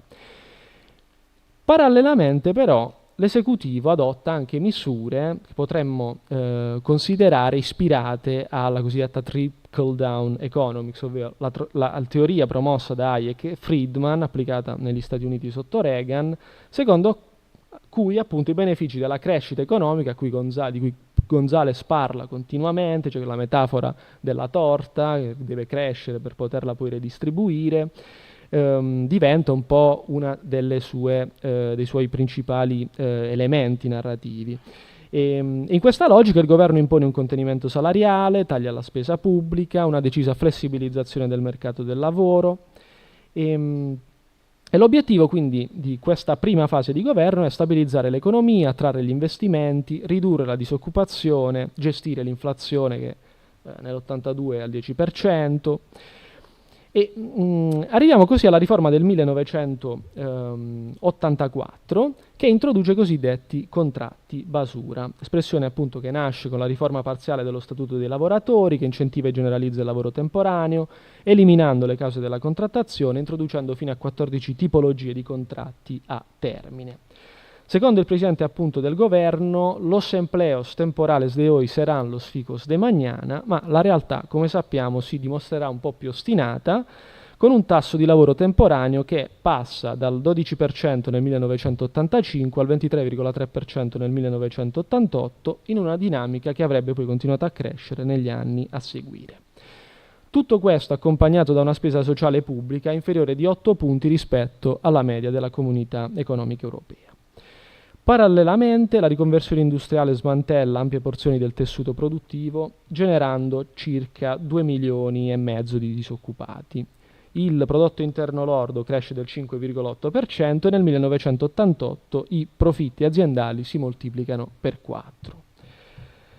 E in questo scenario si colloca la storica Huelga General del 14 dicembre dell'88, convocata unitariamente da Comisiones Obreras e UGT contro il Plan de Empleo Juvenil e più in generale contro questa impostazione generale del governo. Il leader della UGT, Nicolás Redondo, rompe l'anno prima, nell'87, abbandona il suo posto da deputato del PSOE, si dimette quindi dal Parlamento e denuncia pubblicamente la linea de González, rispondendo alla sua metafora della torta dicendo el pastel crece y crece y nunca llega la hora de repartirlo. Redondo accusa il governo di voler relegare quindi i sindacati al ruolo di mera legittimazione delle politiche economiche, privandoli di qualsiasi autonomia reale. Il Partito Comunista denuncia apertamente questa svolta che chiama neoliberista dei socialisti e ne interpreta l'attitudine come un anticomunismo sistemico ereditato dal post-franchismo e mascherato da pragmatismo tecnico. Quindi questa retorica della modernizzazione, che abbiamo detto è il centro della narrativa di González, sostituisce termini come classe e sfruttamento, svuotando quindi il dibattito pubblico di contenuti ideologici e spostandolo su un piano pseudotecnico che ha come conseguenza diretta l'invisibilizzazione delle disuguaglianze. Esemplificativo di questo confronto tra comunisti e socialisti è un dibattito in realtà sobre lo Stato della Nazione. Questa è una tipologia, ecco, di dibattito parlamentare che nasce nel 1983 e nel secondo, già nel 1984, tra il 23 e il 25 ottobre, quelle che poi sono le tensioni che esploderanno più tardi sono già visibili in questo dibattito, in cui Santiago Carrillo, in aperta polemica con González, dice: no hay un plan, no hay una politica, somos un barco a la merced de la tempesta, sin timón, sin orientación, sin objetivo, expuesto a eso que se llama libertà de mercato. Nella replica è interessante guardare come González già nell'84 faccia riferimento alle sue responsabilità di governo, cercando di coprire attraverso queste responsabilità l'allontanamento da alcuni principi che avevano guidato in realtà il Partito Socialista e gli avevano permesso poi di vincere le elezioni del 1982. Risponde González dicendo: «Debo decirle al señor Carrillo que incluso los chinos se están dando cuenta de por dónde tienen que orientar su economía para que sea eficaz. Y es lógico. ¿Por qué? Porque tienen responsabilidades de poder, señor Carrillo. Porque tienen un pueblo al que darle respuesta. Y no simplemente hacer discurso de esa especie de izquierda que a veces se trata de representar con poco éxito, que inventa el futuro para que la derecha gobierne siempre el presente». Vediamo qui come l'ingresso al governo cambi in un certo senso il tono e il bersaglio dell'anticomunismo socialista. Se da forza di opposizione il Partito Socialista aveva rimproverato il Partito Comunista l'incapacità di contendere la leadership alla destra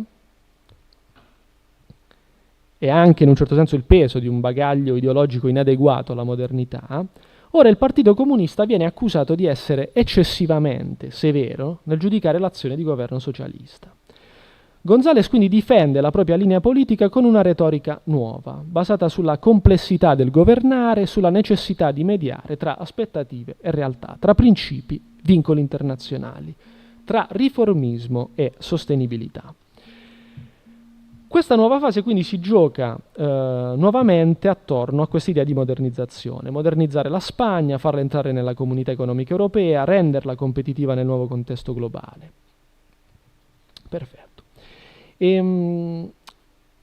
Quindi vediamo qui come l'anticomunismo di governo non sia più una semplice presa di distanza ideologica, ma una giustificazione tecnica e politica dell'inevitabilità delle scelte riformiste. È l'unica strada possibile.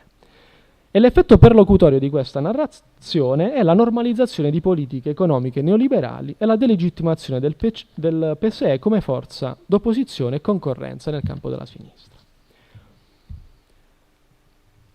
L'altro grande momento, insomma, di cesura in cui è interessante vedere come cambia la narrativa di González è certamente il cruciale passaggio tra il 1989 e il 1990, in coincidenza con le elezioni generali del 29 ottobre e con il crollo del muro di Berlino avvenuto pochi giorni dopo.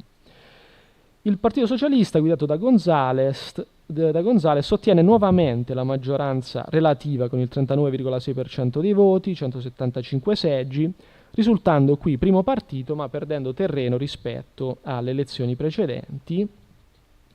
E l'astensione cresce e i socialisti quindi devono affrontare per la prima volta una negoziazione in Parlamento per poter ottenere appunto la maggioranza. E in questo clima di incertezza e trasformazione, nel suo intervento nel dibattito di investitura del 4 dicembre 1989, González mantiene per la prima volta un atteggiamento prudente rispetto ai fatti di Berlino. Dice: estamos asistiendo al cambio de unos sistemas políticos y socioeconómicos y por consiguiente a una transformación que merece la pena ser analizada y a nuestro juicio apoyada. E ancora, desde la conciencia clara de que se trata de una profunda transformación de sistemas totalitarios en sistemas democráticos, sin entrar en disquisiciones sobre qué supone eso respecto de las ideologías que han protagonizado los sistemas afectados por esta dinámica de cambios. Qui González sostiene che quindi i cambiamenti nei paesi dell'Est Europa, DDR, Ungheria, Polonia, visti come un passaggio dai regimi comunisti totalitari verso la democrazia, siano ormai inevitabili. Evita quindi di attaccare direttamente il comunismo come ideologia o i partiti comunisti nazionali. Si concentra sul sostegno alla democratizzazione e alle riforme economiche, adottando quindi un tono più istituzionale, prudente. In sintesi, González non attacca direttamente il Partito Comunista, ma dichiara il suo appoggio alla transizione democratica nei paesi dell'Est, definendo quindi i regimi precedenti come totalitari e affermando che il cambiamento meriti quindi sostegno. Questo perché ormai non ha più senso attaccare ciò che è caduto, ciò che è materialmente crollato, visibilmente crollato. Provando quindi a trarre un po' le conclusioni di questo mio intervento, ciò che emerge dal percorso e dall'evoluzione quindi della narrativa di González è che siamo davanti a un tipo di anticomunismo tutt'altro che monolitico, ma plurale, adattivo, strategico, declinato quindi in funzione di contesti politici, sfide elettorali ed equilibri internazionali. Nella prima fase della transizione democratica, l'anticomunismo socialista ha una funzione identitaria. González lo usa per marcare la distanza dal Partito Comunista Espagnol. Costruisce un socialismo democratico che si legittima in opposizione tanto al franchismo quanto al comunismo storico. È una retorica quindi della differenza, fondata sul rifiuto del dogmatismo comunista che serve a conquistare spazio politico e credibilità istituzionale in un sistema ancora fragile e elettoralmente imprevedibile. Con l'ascesa al governo dell'82 l'anticomunismo socialista cambia pelle, non è più l'anticomunismo dell'alternativa, ma quello dell'esercizio del potere. Non più polemica ideologica frontale, ma una razionalizzazione post-ideologica delle scelte di governo. Attraverso l'adozione quindi di un linguaggio tecnico, manageriale, della modernizzazione, che marginalizza il conflitto e svuota di contenuto, di significato le categorie classiche della sinistra. Una opposizione quindi comunista che viene rappresentata come nostalgica, irrealista e dunque inefficace, incapace di comprendere le nuove sfide di un'economia globalizzata. Infine, nel contesto della guerra fredda, della fine della guerra fredda, l'anticomunismo si fa più istituzionale e González adotta un tono sobrio, diplomatico, riconosce il fallimento dei regimi dell'Est ma evita di infierire ideologicamente. La delegittimazione del comunismo non ha più bisogno di essere proclamata, è un fatto storico compiuto. È proprio in questo silenzio quindi che si consuma l'ultima trasformazione dell'anticomunismo socialista da strumento di lotta politica a cornice implicita dell'egemonia democratica e riformista. Lungo tutto questo percorso, tornando alla questione delle categorie, quindi l'anticomunismo di González non è mai fine a se stesso, è una risorsa discorsiva, un dispositivo retorico, un meccanismo di legittimazione. Serve a costruire consenso, a delimitare il campo della sua sinistra, a rendere governabile il cambiamento. Ed è proprio per questo che per comprenderlo appieno dobbiamo guardare non solo a ciò che dice, ma anche a come e quando lo dice. Ed è proprio in questa dimensione retorico-politica che l'anticomunismo si rivela nel caso spagnolo come un ingrediente strutturale dell'egemonia socialista nella lunga transizione verso una Spagna europea, moderna e ovviamente capitalista. Grazie.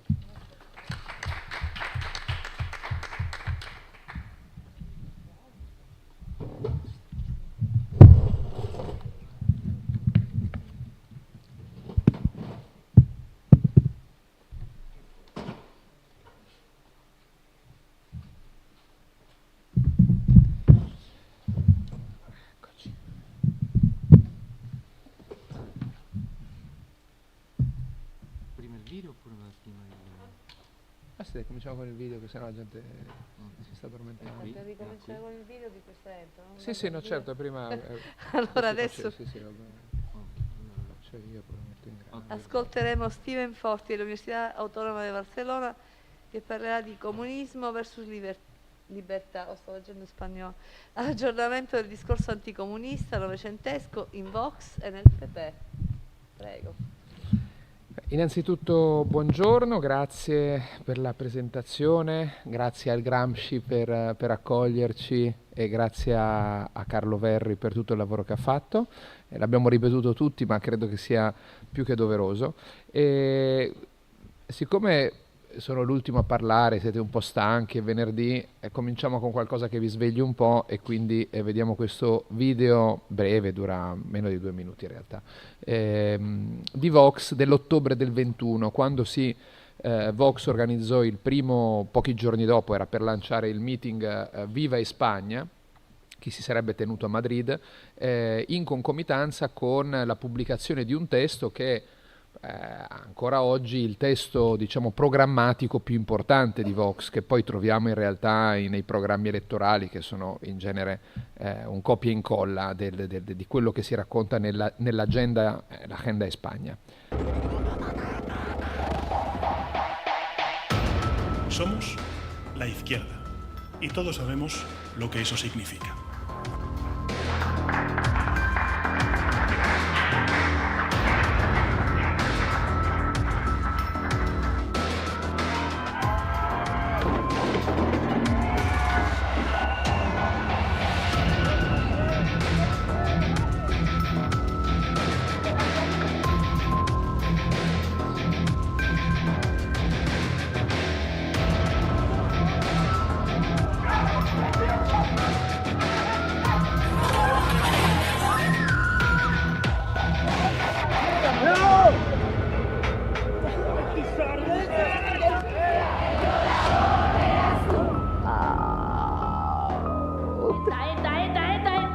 Hoy el precio de la luz alcanza un nuevo récord histórico. Seguiré deteniendo a vuestras hijas.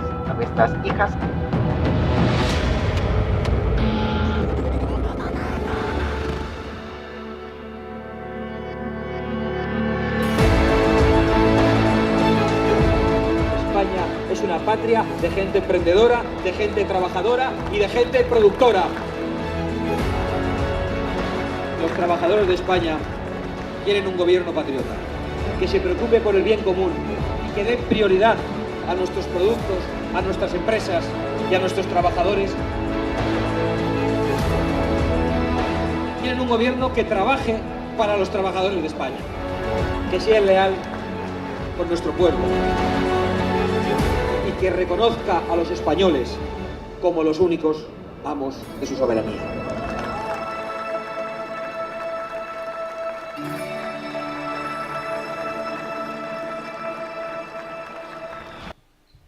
Vabbè, finisce con diciamo l'invito ad andare a Madrid al primo meeting Viva 21, no? Ok, passo al PowerPoint così poi non tocchiamo più niente qui. Bene, questo video, al di là insomma di darci un po' di magari vita o un po' di tristezza, non lo so, però è secondo me perfetto perché nella propaganda 1.0 di Vox riassume perfettamente molte cose, no? Una visione duale di quello che è la Spagna, di quello che dovrebbe essere la società e tra l'altro tema di cui stiamo parlando qui questi giorni, ci permette anche di vedere come, in fin dei conti, è quello che cercherò un po' di spiegare oggi, l'anticomunismo si trasforma, no, nella retorica di Vox, e non solo in questo video in generale, come un significante vuoto dove mettere qualunque cosa che abbia a che fare con il progressismo, con diciamo il liberalismo, con il globalismo, con si utilizza, no, il termine woke, eccetera, eccetera, no? Però è interessante anche, e ho scelto questa immagine pop, no? Per cominciare il PowerPoint, come tutta questa serie di discorsi sia ormai stata accettata e riutilizzata, rilanciata da settori del Partito Popolare, cosa che negli anni di cui ci parlava prima Nicola, insomma con la trasformazione da AP al PP, gli anni di Aznar, non era così presente, per quanto esistesse in alcuni circoli, però diciamo non era la retorica principale utilizzata dal partito, come invece sta facendo soprattutto Isabel Díaz Ayuso a Madrid negli ultimi anni, no? E il famoso slogan comunismo libertà lanciato da Ayuso o anche socialismo o libertà per le elezioni autonomiche, no, regionali madrilegne del 2021 è diciamo paradigmatico in questo senso, no? Utilizzato poi non solo da Ayuso in un tweet, ma anche nella campagna elettorale del PP, no? Se non sbaglio lì è Fuenlabrada, una sede del PP, no? Con il lemma della libertà diciamo l'opposizione al comunismo, perché come sapete Pablo Iglesias si era dimesso dalla vicepresidenza del governo e si era presentato alle elezioni, quindi il lemma iniziale, che era socialismo o libertà diciamo nella campagna elettorale, si trasformò, Ayuso lo trasformò, o Miguel Ángel Rodríguez lo trasformò intelligentemente dal loro punto di vista in comunismo o libertà. Volevo però fare una piccola premessa, no? Che credo sia importante e che si collega con anche alcune cose che ieri sono state spiegate da Giuliani e da altri. E credo che qui la cosa importante sia non solo vedere come ci sia questo aggiornamento, anche frutto della cultura digitale in parte, di una serie di idee che stanno circolando a livello internazionale negli ultimi 10-15 anni e con una forte accelerazione negli ultimi anni, e che arrivano anche in Spagna, che Vox adatta, riutilizza, rimette in circolazione, ma come ci sia evidentemente una forte connessione con quella che è, diciamo, una tradizione, chiamiamola reazionaria, chiamiamola nazionalista spagnola, che comincia in fin dei conti già nell'Ottocento e che evidentemente ha vissuto tutta una serie di processi, no? Il canone, come alcuni l'hanno chiamato, reazionario spagnolo, tradizionalista spagnolo, e che arriva fino all'attualità. Quindi diciamo, insomma, spiegava a partire da uno studio legato ai primi anni successivi alla Prima Guerra Mondiale, ossia l'idea della nazione spagnola, che è una nazione che è indissolubilmente legata al cattolicesimo, da una parte, che si lega alla Castiglia e alla lingua spagnola, e quindi nega, no, la pluralità o diciamo una visione più federale o diciamo di un certo decentralismo dello Stato spagnolo, e si lega poi anche alla monarchia, e dall'altra, in una visione storica che non possiamo sottovalutare, soprattutto in questi ultimi anni, a quello che è stato l'impero spagnolo. E questi sono, io credo, dei punti da tenere ben presenti. E questo poi si lega con un'altra questione, che è la questione dei nemici di questa visione identitaria, limitata e limitante della nazione spagnola, ossia l'anti-Spagna. E l'anti-Spagna è un filo conduttore chiave di tutto il Novecento spagnolo e anche per le destre spagnole dell'attualità, anzi con molta più forza rispetto ai primi 3 decenni dell'epoca democratica, dopo la fine del franchismo, no? Qui evidentemente non mi dilungo perché sono cose che tutti conosciamo bene, che è fondamentale tenere conto del contesto e del perché, quindi non solo perché stanno circolando a livello internazionale una serie di discorsi, ma perché anche in Spagna ci sono delle forze politiche che hanno la capacità di, diciamo, diffonderli e hanno una certa presa, che è diciamo il cambio politico che si dà in Spagna a partire soprattutto dopo il 2011, quindi dal movimento del 15M a Podemos e le, diciamo, plataformas municipalistas, che comportano, no, una trasformazione del sistema dei partiti e che comportano poi, in un contesto segnato dalla crisi catalana e quindi la minaccia, come sappiamo, diciamo, all'unità della Spagna vista da destra dai settori conservatori, dall'altra una crisi lenta del Partito Popolare che porta alla mozione di sfiducia del giugno 2018, e il ritorno, ultimo elemento, della sinistra al governo, ma una sinistra dal 2018 in avanti e soprattutto con l'accordo di governo iniziato nel gennaio del 2020, in alleanza con quello diciamo che rappresenta il partito post-comunista, chiamiamolo così, o comunque quello che c'è alla sinistra dei socialisti, fino all'attualità, e in più con l'appoggio evidentemente dei nazionalismi periferici, no? Quindi questo è il contesto. Ultimo elemento diciamo di contestualizzazione: che cos'è Vox? Dal mio punto di vista è né più né meno che la declinazione spagnola di quella che è l'estrema destra a livello europeo e globale, diciamo che abbiamo nell'attualità e che è frutto diciamo delle trasformazioni dell'estrema destra soprattutto dagli anni 80 e 90 in avanti, no? Ultimo elemento importante, prima di entrare più in concreto in come Vox utilizza il concetto di comunismo e come quindi aggiorna, no? Fa questo updating di una tradizione reazionaria spagnola e dell'utilizzo dell'anticomunismo nella storia della Spagna come minimo del Novecento. L'ideologia di Vox, sebbene no, dal mio punto di vista risponda, no, abbia in comune con la maggior parte delle estreme destre, dall'Italia all'Ungheria al continente americano, una serie di caratteristiche tanto ideologiche come di strategie politiche comunicative, c'è un elemento che è sicuramente molto importante nell'ideologia di Vox, che è appunto la nazione e il nazionalismo. Uno, perché Vox è l'unico praticamente partito di estrema destra che ha dei nemici interni rappresentati da settori politici e sociali che vogliono o vorrebbero la disgregazione, secondo Vox, della nazione spagnola, e quindi diciamo la minaccia interna non solo rappresentata da diciamo così interna e esterna secondo le altre estreme destre, no? L'estrema destra in generale, dei migranti, degli stranieri, eccetera, o delle elite vendute al globalismo, si aggiunge un elemento chiave che, come sappiamo, ha segnato, almeno dopo il 1898, le dinamiche politiche spagnole. E dall'altra, questo video lo mostrava molto chiaramente, la centralità di quello che è l'antiglobalismo. Cioè, l'Agenda Spagna, come l'avete visto fin dall'inizio, è una risposta all'Agenda 2030 delle Nazioni Unite. E quindi questo è un elemento molto importante che non è evidentemente solo di Vox.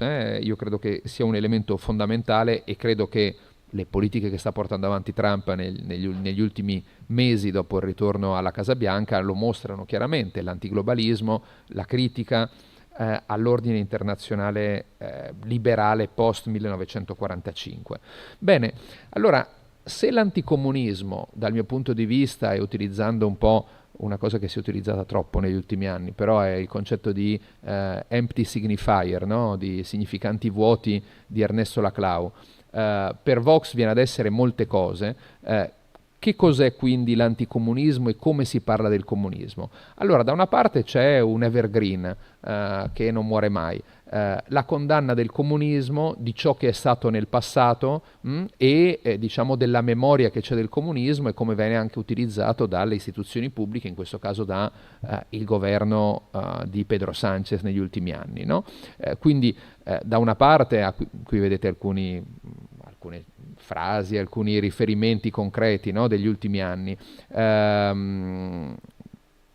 Come può, diciamo, qui si accetta il famoso documento approvato nel 19, se non ricordo male, o nel 18 a livello europeo, no, in cui si compara e si condanna allo stesso modo il fascismo, il nazismo da una parte e il comunismo dall'altra come totalitarismi, no? Approvato in sede comunitaria.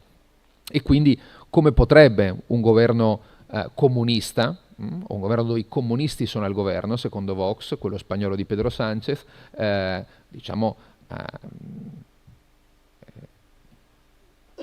complire, che non mi veniva adesso la traduzione, rispettare, sì, applicare la condanna del comunismo in Spagna, tra l'altro, no, con cose addirittura un po' diciamo kitsch, come il fatto che un francobollo dedicato al Partito Comunista e al Fronte Popolare diciamo recupera tutta una serie di discorsi, di narrative già di epoca franchista e mantenute poi insomma da una serie anche di divulgatori come Pio Moa negli anni successivi sui miti della guerra civile, i miti del franchismo, i miti negativi sulla Seconda Repubblica.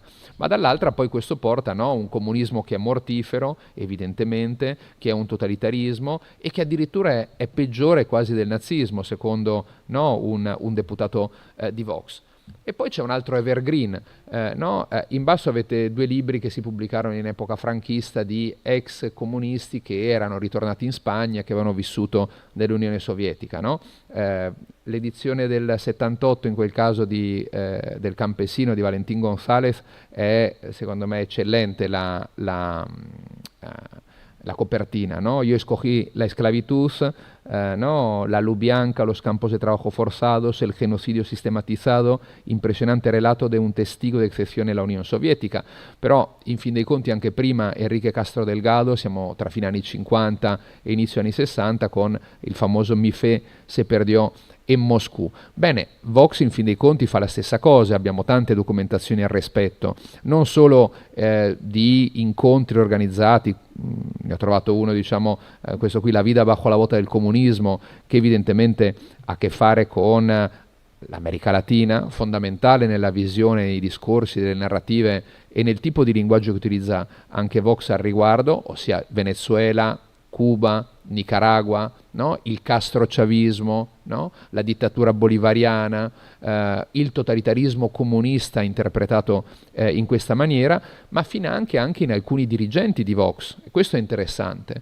Rocío Monasterio, di famiglia cubana, no? Qui avete un frammento di un'intervista che dice: io so molto bene che cos'è il comunismo perché la mia famiglia ha sofferto, no, il comunismo sulla propria pelle, e quindi io vi so spiegare che cos'è: mancanza di libertà, no, controllo degli individui, eccetera, eccetera.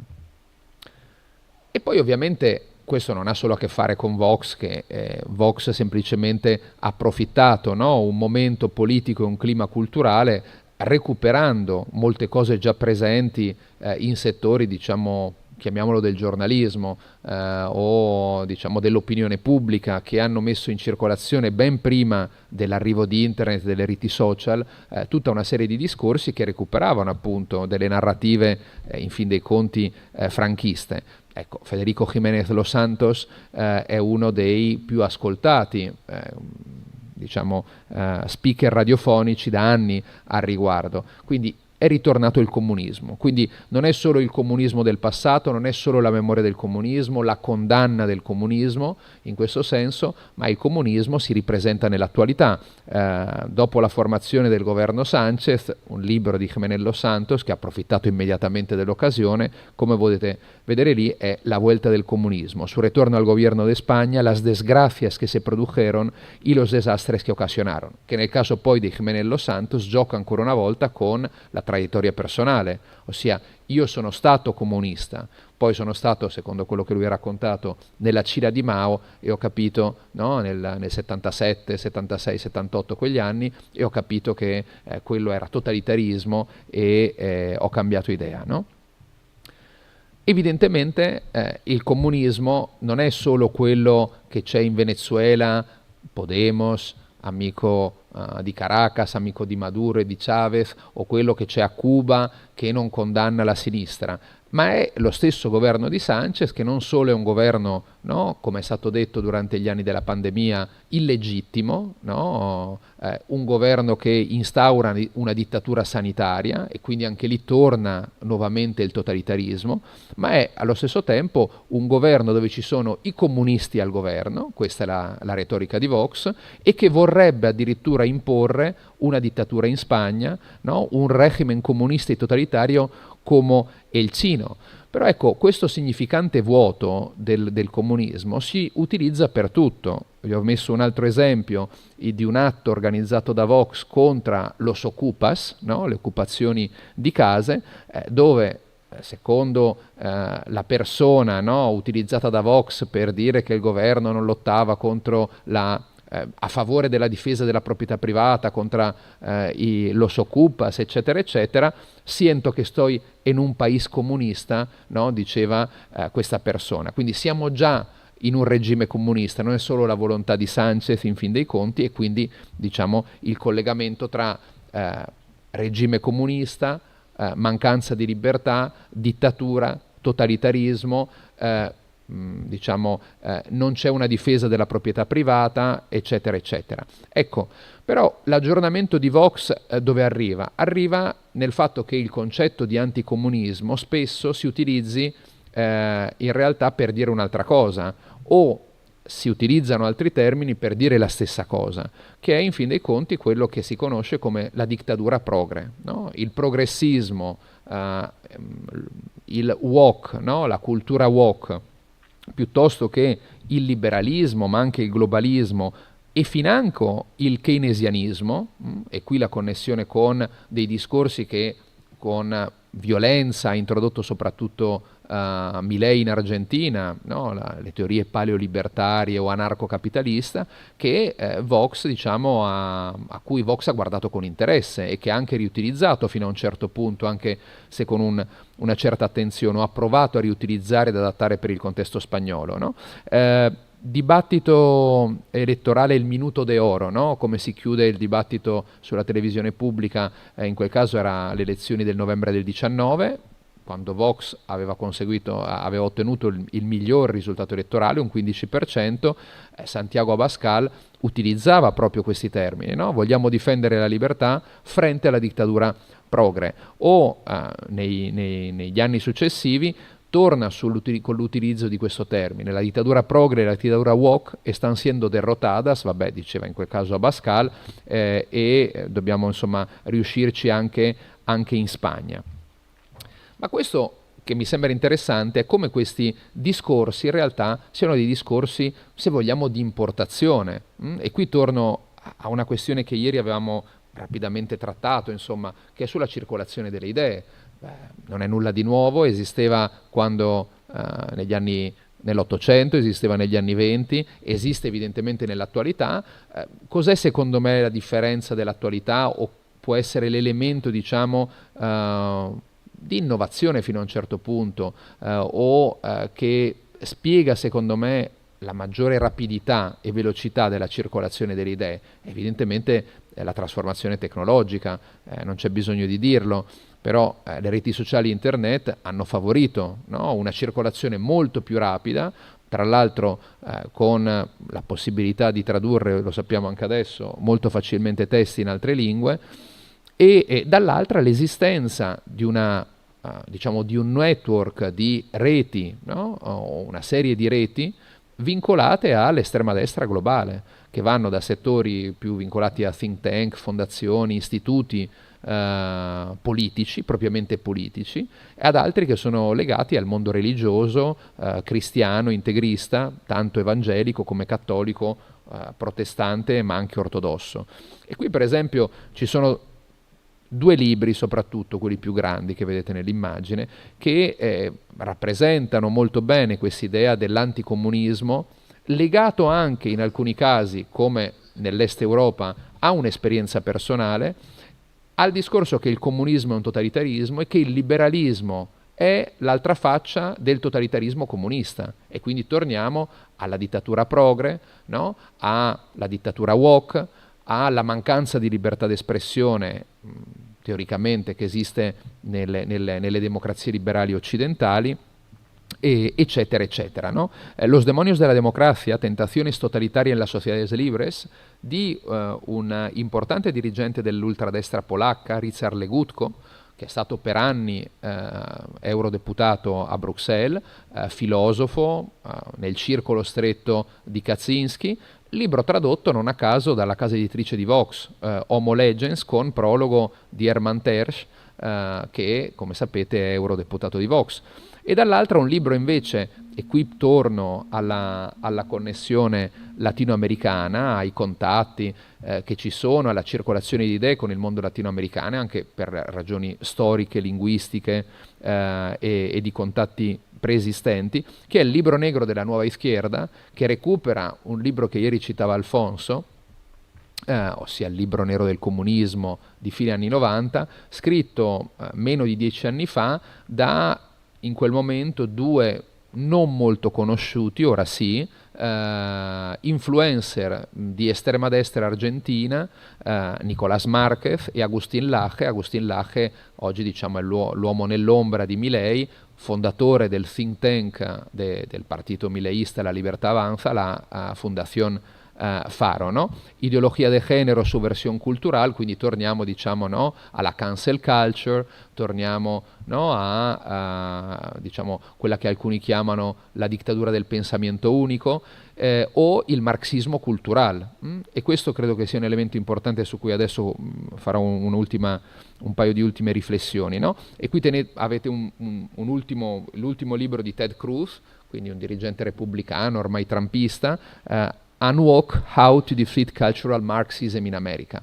La questione del marxismo culturale a me sembra interessante perché ieri si diceva, no, ok, l'anticomunismo, giustamente riflettiamo sulla longue durée, quindi anche precedentemente al 1917 e anche dopo il 1989. Certo, allora la domanda che io mi sono fatto è, al di là di una serie di discorsi retorici, di topoi, che si ripetono e che sono sempre gli stessi, che sono in parte alcune delle cose che ho ripetuto prima, no? Il comunismo, la dittatura, la memoria, torna il comunismo, eccetera, eccetera. Cos'è l'elemento, secondo me, qui interessante di una certa innovazione per tutta questa serie di discorsi, dove c'è questo aggiornamento in cui, no, l'anticomunismo diventa, in fin dei conti, addirittura antiliberalismo. Non è solo contro antisinistra in un senso ampio, è antiliberalismo in tutti i sensi. È l'idea del marxismo culturale, e anche questa cosa è una cosa di importazione nordamericana. No? Settori radicalizzati, e mi avvio alla conclusione, del Partito Repubblicano che dopo il 91, ma proprio nei primi anni, attorno alla prima vittoria di Clinton, 92-94, Pat Buchanan, Newt Gingrich, eccetera, introducono quest'idea che tra l'altro si lega molto alle culture wars, alle guerre culturali, secondo cui non è vero che l'Occidente ha vinto la guerra fredda, ossia l'ha vinta sul piano militare perché l'Unione Sovietica è stata sconfitta e non esiste più, no? Siamo nel 92-94, però in realtà c'è una minaccia molto maggiore e teoricamente, quello che sostengono Buchanan e compagnia, il comunismo ha vinto perché lo abbiamo in casa, cioè il marxismo culturale, che sta trasformando le nostre società, e quindi qui c'è il rifiuto, no, del lungo 68, dei valori, diciamo, delle conquiste legate alle battaglie degli anni 60 e 70, e sta distruggendo la cultura occidentale.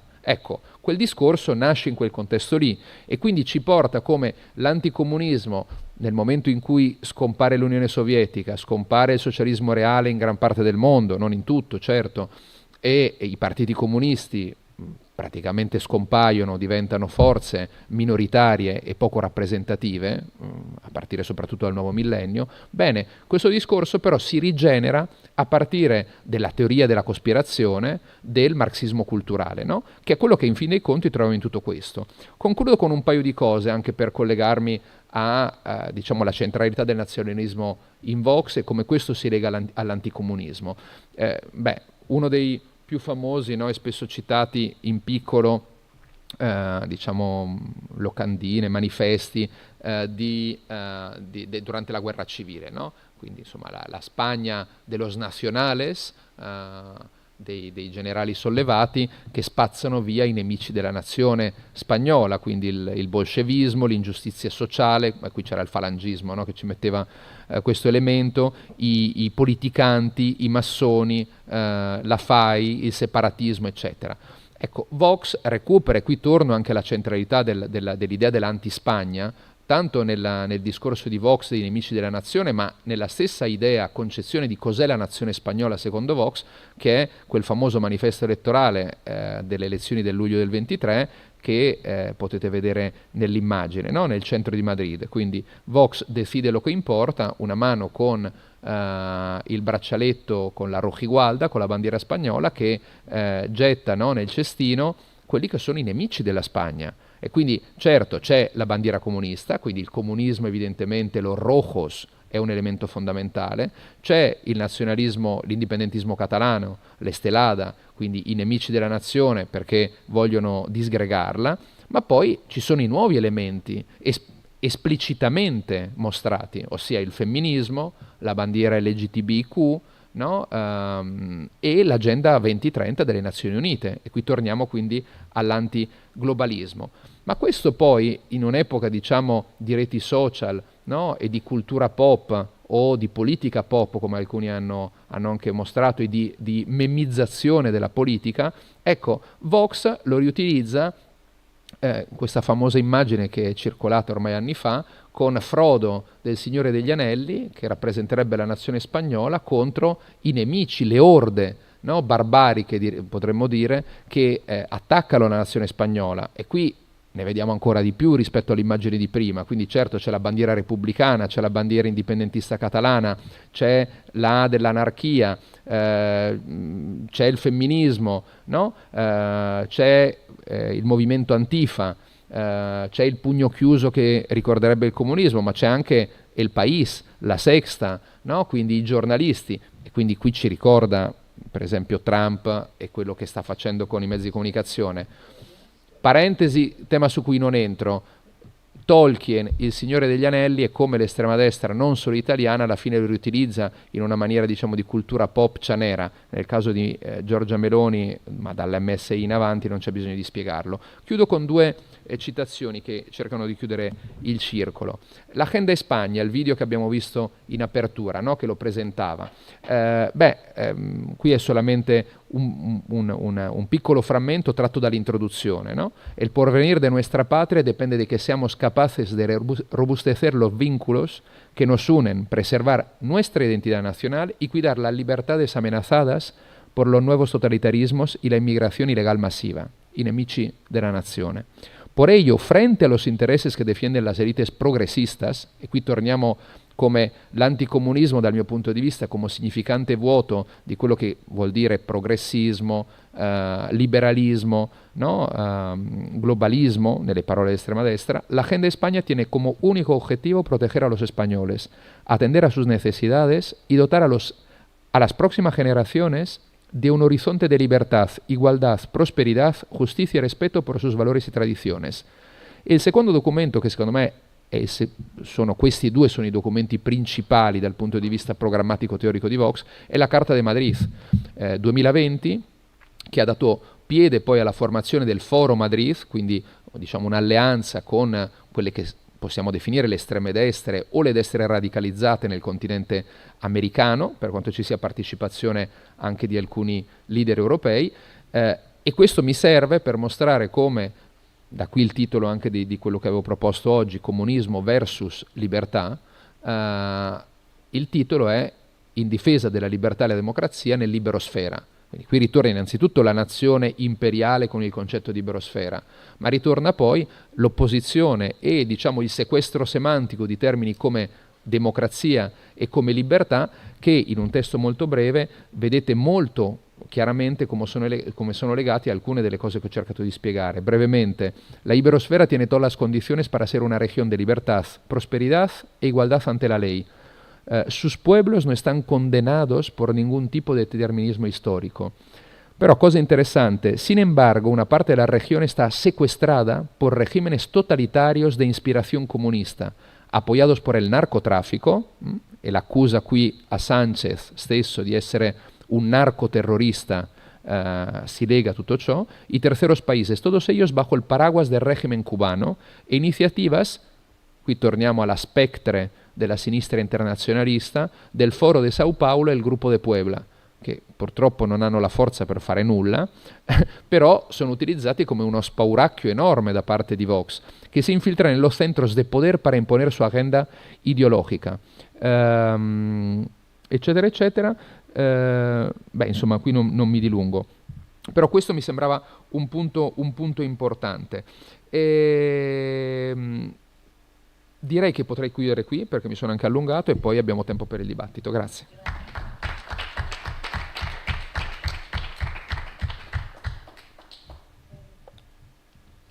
Carlo, come lo invitiamo tutti al tavolo oppure... Ok, io mi posso anche alzare a questo punto, sto in piedi, no, e do la parola. No, stai con noi, prendiamo una sedia, ti metti anche qui. Come vuoi.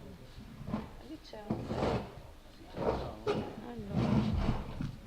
io do la parola alla platea. Allora, abbiamo un tempo limitato. Che lusso. Non esageriamo. Allora, io do la parola a chi... Però io mi devo muovere, perché se devo passare il microfono non posso stare seduta, scusate. Uno lo lasciamo qua, che è al filo, e l'altro io mi vado muovendo. Allora, domande. Aspetta che vengo. Così mi muovo perché... Esatto. Dunque, a me sono piaciute in modi diversi, ma per ragioni diverse, ma tutte e quattro, nel senso che mi sono parse convincenti negli assiomi di fondo, cioè nell'idea del trauma della guerra come cosa che distingue il metabolismo spagnolo della guerra fredda. Forse però la guerra fredda c'entra la sua parte, no? E quindi lì, per esempio, una cosa che secondo me poi forse potrebbe essere inserita dentro a questa riflessione è anche un anticomunismo molto interno allo stesso Partito Comunista nell'esilio. Cioè, per esempio, tutte le polemiche che scoppiano all'interno della rivista Nuestra Bandera, la piattaforma Claudin, queste cose qua, no? E in parte anche l'esperienza di Ruedo Iberico, che secondo me cementa l'esperienza di alcuni fuoriusciti dal Partito Comunista, ma ancora con un'identità fondamentalmente comunista, a un percorso di una iniziativa culturale che non è di segno comunista, anzi è un segno larvatamente anticomunista, ma che secondo me potrebbero riarticolare un po' l'aspetto, reinserire in qualche modo il tema della guerra fredda e anche il tema dell'economia, perché credo che sia una cosa fondamentale, cioè che tra gli elementi catalizzatori del discorso anticomunista c'è senz'altro la centralità dell'economia nel discorso comunista e l'idea che l'economia può essere il terreno su cui il comunismo può essere battuto e demonizzato. Era un po' quello che poi ieri vi raccontavo su alcuni film di propaganda che fondamentalmente dicevano: il comunista che rientra in Spagna scopre che in Spagna non si sta così male, no? E che conseguentemente questo relativizza, che è un modo, se vogliamo, pragmatico, il che mi porta a quello che volevo suggerire a lui, e cioè mi sembra molto convincente questo tema che il sindacalismo mette in primo piano un orizzonte pragmatico, che anche i protocolli identitari dentro al discorso sindacale non sono esentati dall'essere oggetto e terreno di negoziazione, no? E che quindi però c'è un aspetto, uso una parola un po' da sindacato italiano, che è l'aspetto vertenza, no? Ecco, cioè c'è un contenitore di ogni applicazione negoziale, c'è una cornice dentro cui la negoziazione in qualche modo si colloca, che è, come dire, un protocollo che ha dei confini che agli interlocutori sono noti, cioè una cosa è un sindacalismo di base che tratta a livello di fabbrica una questione specifica e una cosa è, come dire, una riflessione di un congresso, eccetera, eccetera. Quindi anche lì si potrebbero, diciamo, separare i livelli di uso del discorso, e lì forse quegli accenni che facevi alle cose linguistiche, agli aspetti linguistici, sono ovviamente uno strumento per entrarci dentro. Nicola, io aggiungerei alla tua periodizzazione una cosa che secondo me un pochino, forse in parte, ti sei perso anche per una sfocatura un po' cronologica che a un certo punto è venuta fuori, e cioè che a metà anni 80 c'è un momento importante che sono i referendum di adesione alla UE e alla NATO, no? E tu invece a un certo punto dicevi, in qualche modo la NATO era dentro al DNA del discorso quasi già negli anni 70, che è vero perché c'erano le basi americane, ma non c'erano perché la Spagna stava dentro alla NATO, c'erano perché la Spagna stava fuori, e quindi la campagna, quella e anche le questioni relative al nucleare, secondo me segnano una separazione che secondo me aggiunge uno step, poi per carità tutte le cronologie sono dove ci sono 4 scatole, ne puoi fare 5, 6, eccetera, eccetera. Però io quella cosa la farei. Poi, come al solito, tu sei molto bravo dal punto di vista della sensibilità, anche tu, per il linguaggio, per le cose linguistiche, hai anche un metalinguaggio linguistico abbastanza accurato. Secondo me non lo sfrutti a fondo, potresti trasformarlo di più in una chiave interpretativa, oltre che in una cornice retorica, peraltro gestita bene, no? Ecco, quindi questa è l'osservazione. La cosa che Steven, lui sempre bene, tutto bene, un convitato di pietra, una cosa, cioè, che assente, mi chiedo perché era assente e in che modo si inserisce come presente, è il tema della correttezza politica e della scorrettezza politica, che secondo me è un altro dei fili di questa, come dire, ingegneria linguistica della nuova destra, nel giocare con che cosa riempiamo in ogni singolo momento il contenitore vuoto, no? Perché un elemento forte, diciamo, è il vedere l'aspetto della correttezza politica, del rispetto dell'altro, come qualcosa che limita la tua libertà, che trasforma il discorso in un discorso falso, no? E che è curiosamente una specie di forma di anticortesia, no? Cioè essere cortesi, come dire, accreditare l'altro come interlocutore, quello che diceva Korg, no? A un certo punto l'altro c'è polemica, ma come competitor, non come nemico, e invece questo è riportare tutto al nemico, e nel riportare tutto al nemico il dire: guardate che essere corretti con gli altri è un male, no? Con gli altri bisogna essere scorretti. E in certi momenti, dentro al discorso di Vox, che io ho studiato meno di te, cioè l'ho guardato più distrattamente, anche perché a me costa proprio fatica, cioè dopo un po', io, quando tu hai detto, dice, sono solo 2 minuti di Vox, ecco, 2 minuti di Vox per me sono tanti, cioè faccio proprio fatica, cioè, è già oltre la mia soglia di tolleranza, insomma, però a me questa cosa è parso di coglierla tanto, ecco, non lo so, questo era il mio giro di domande, precisazioni, stimoli per voi. Grazie a tutti. Recuperiamo un giro, no? Sì, facciamo fare tutte le domande. Sì.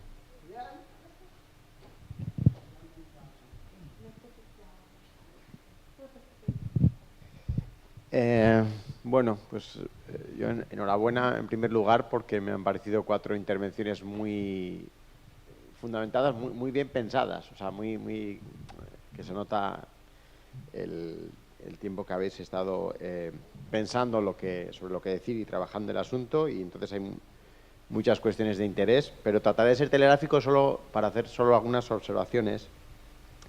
En el caso de la intervención de Cattini, me ha generado duda el caso de los antiguos paumistas, donde es verdad que hay algunos que tienen una deriva,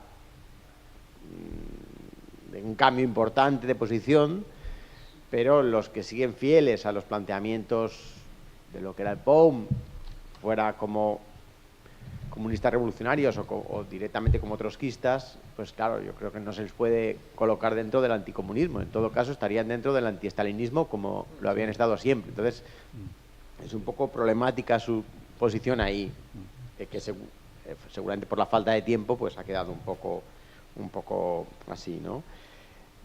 Y no sé si igual he entendido yo mal, pero no sé si se ha colado también un cierto mito anticomunista, que es cuando has hablado de Negrín como portador de una posición socialista radical. Hombre, bueno, eso sí que forma parte del mito anti-Negrín, y bueno, un hombre tan moderado en realidad como era el doctor Negrín, ¿no? En la ponencia de Jorge Torre, que también me parece muy interesante, y la parte final del matiz es tan importante de pasar de ver al comunista como enemigo a competidor, me parece muy interesante, ¿no?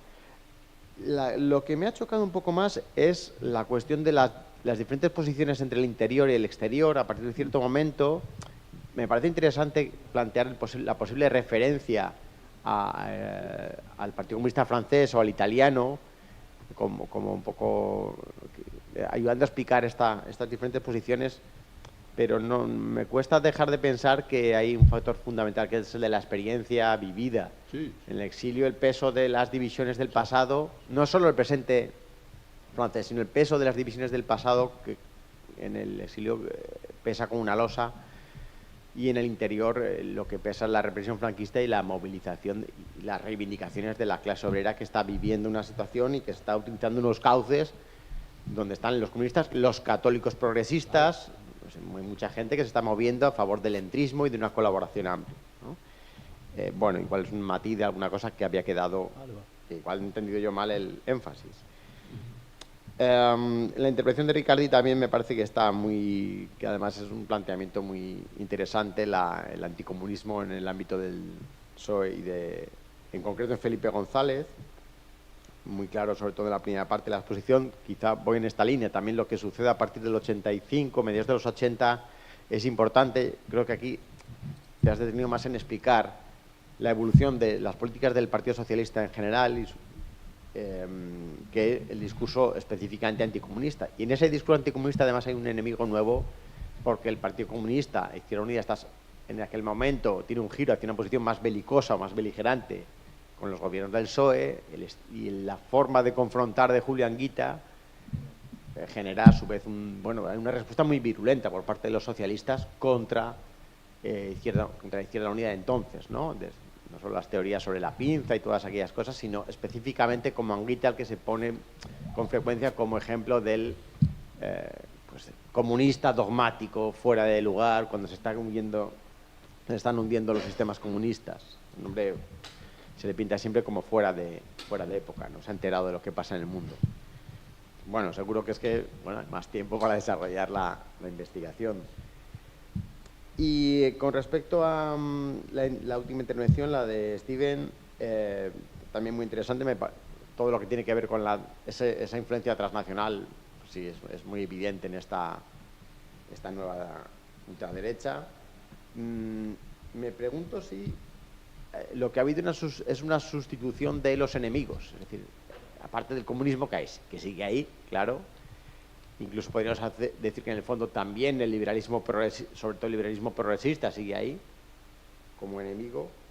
Pero si antes estaba esa conspiración judeo-masónica bolchevique de los enemigos de España, aparte por supuesto de la perfida Albión y de Francia, pero que en el fondo porque son masones, más o menos, ahora se colocan, no sé si el anticomunismo es un significante vacío que se llena de muchas cosas, pero también opera esa tendencia a mezclar elementos varios, una especie de coalición antinacional, me parece a mí, donde eso ya no está el judaísmo y la masonería, ahora están lo woke, las élites globalistas, la ideología de género, como decías. Bueno, son una especie de batiburrío. Las élites globalistas claramente sustituyen al judaísmo internacional. Claro. Sí, el tema climático, sí, muy cierto. Y hay una cosa que a veces también me llama la atención, es bastante general, cuando se habla de un cambio en el tono del PP. Yo no sé si alguna vez estamos idealizando a lo que ha sido el Partido Popular, es decir, el discurso de la derecha española en los años 80, sí, que tiene que ser estudiado mucho más a fondo. Tanto la izquierda mediática en la prensa como la derecha mediática en la prensa como lo que era Alianza Popular, Coalición Popular, luego PP, es de una virulencia tremenda contra Felipe en su día. Pero ya no solo en los años de finales, ¿no? Sino en los 80,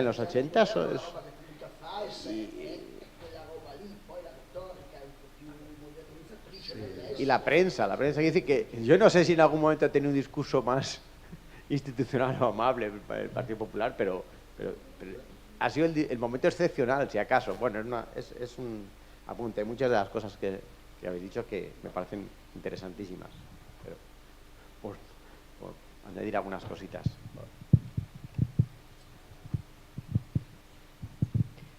Altri interventi? Io posso fare una domanda io? No, la mia è una domanda al professore dell'esilio. perché mi sono occupata però di personaggi femminili della Seconda Repubblica e soprattutto di Margherita Nelken, chiedere se ci sono studi sulle esiliate più che i maschietti.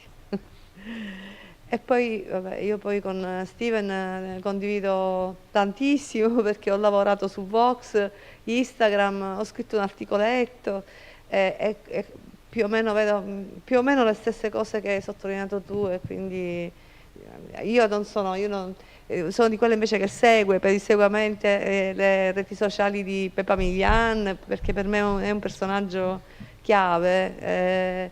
E comunque grazie, no? Tutti interessantissimi. Io solo questa cosa volevo chiedere, se ci sono degli studi, soprattutto su Margherita Nelken, che per me è una figura chiave, non so se la conosce.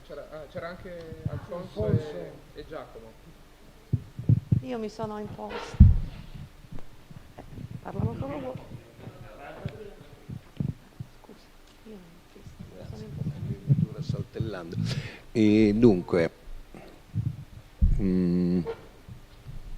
cioè a me sembra che siano emerse suggestioni e spunti da tutte e quattro le relazioni, ognuna a suo modo, ognuna diciamo con il suo grado di profondità.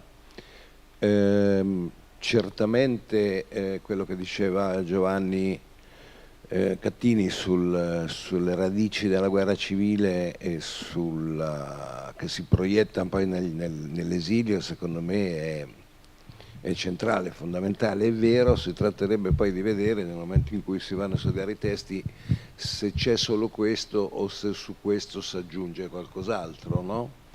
Cioè quanto oltre a questo contano le dinamiche politiche a livello internazionale, quello che succede nell'Unione Sovietica, quello che succede nella rottura con Tito, quello che succede in Cina, cioè tutte queste cose non hanno una minima ricaduta nel dibattito della diaspora repubblicana, diciamo, no? Adesso non è che noi dobbiamo dare i voti sulle relazioni, dobbiamo dire gli spunti che hanno offerto anche per associazioni di idee, le cose che possiamo aggiungere, approfondire strada facendo, questo voglio dire, no? Allora, per esempio, sull'intervento sulla relazione di Nicola, io però diciamo, sono stato lì a pensare, ma questo è anticomunismo? Cioè non è una critica politica che il Partito Socialista fa al Partito Comunista, e a maggior ragione non è una critica politica, siccome tu sottolineavi la cronologia e la corrispondenza con le distinte fasi, no?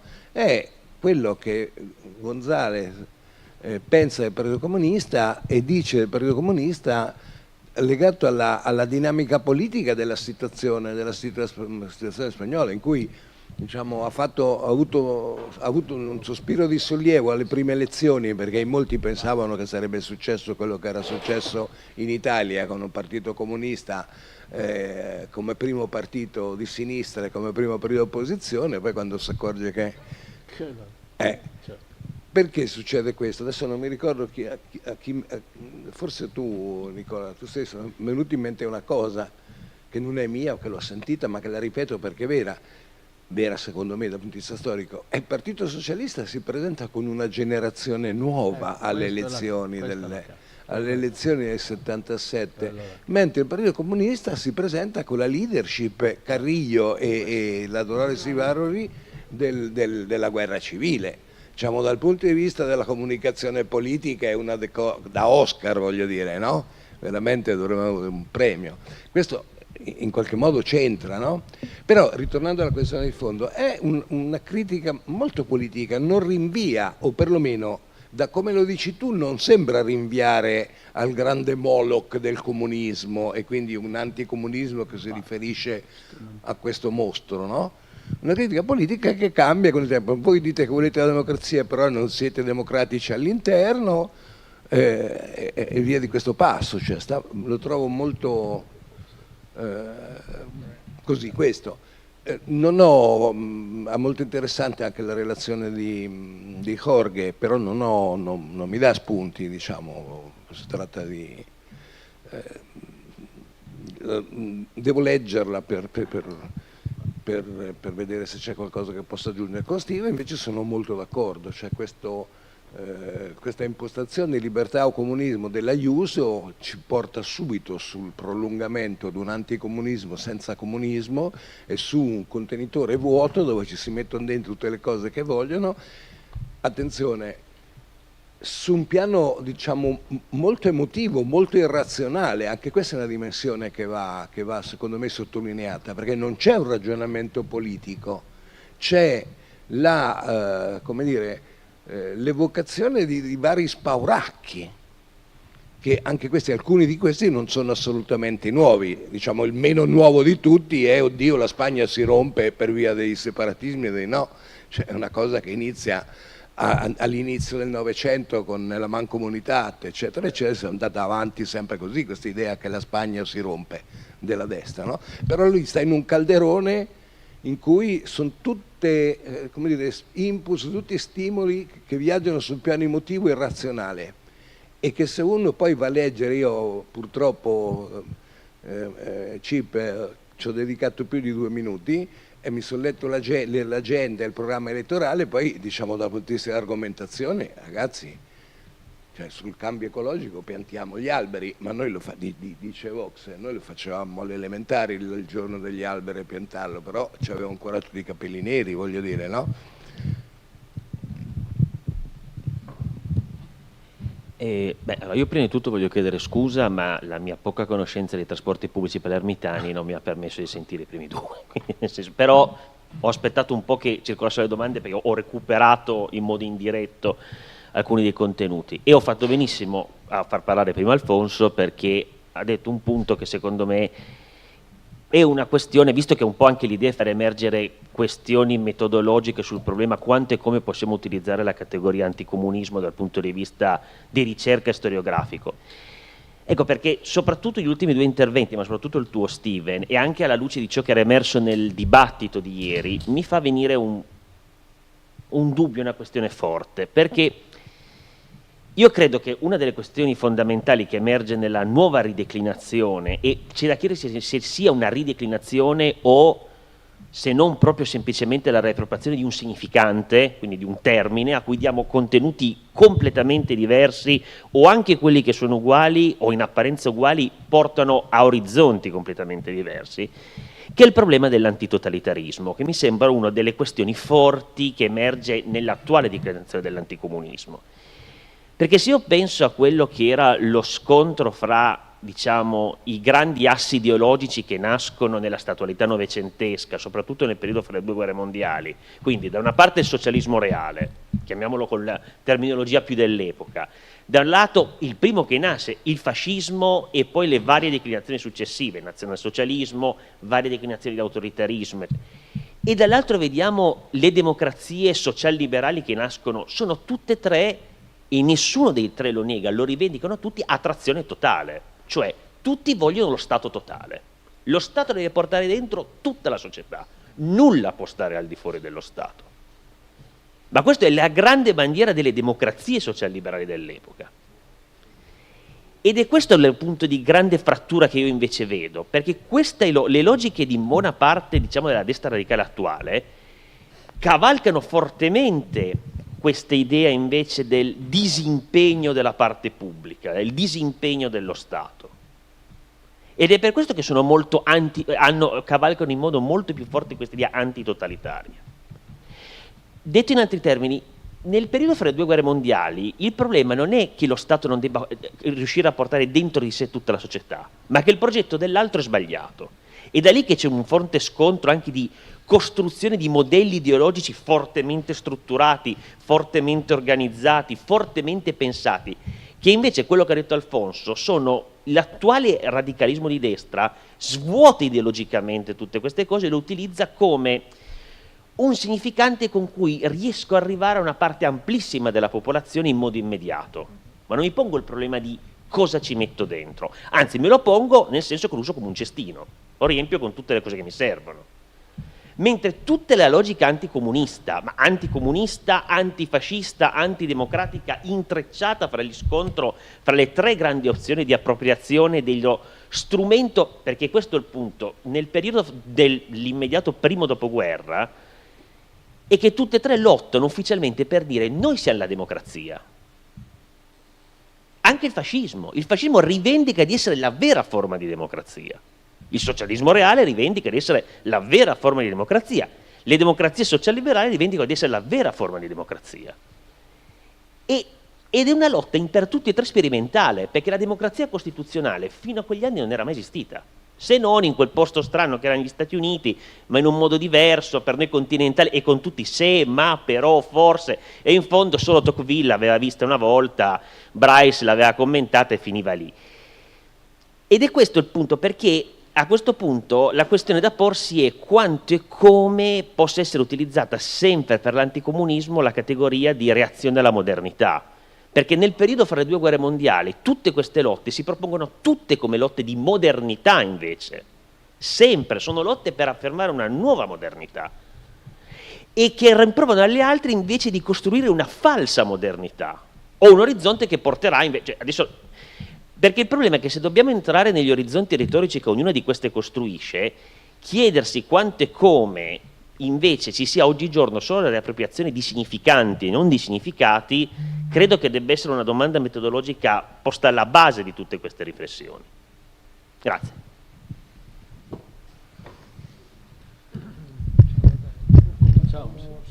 In ordine cronologico.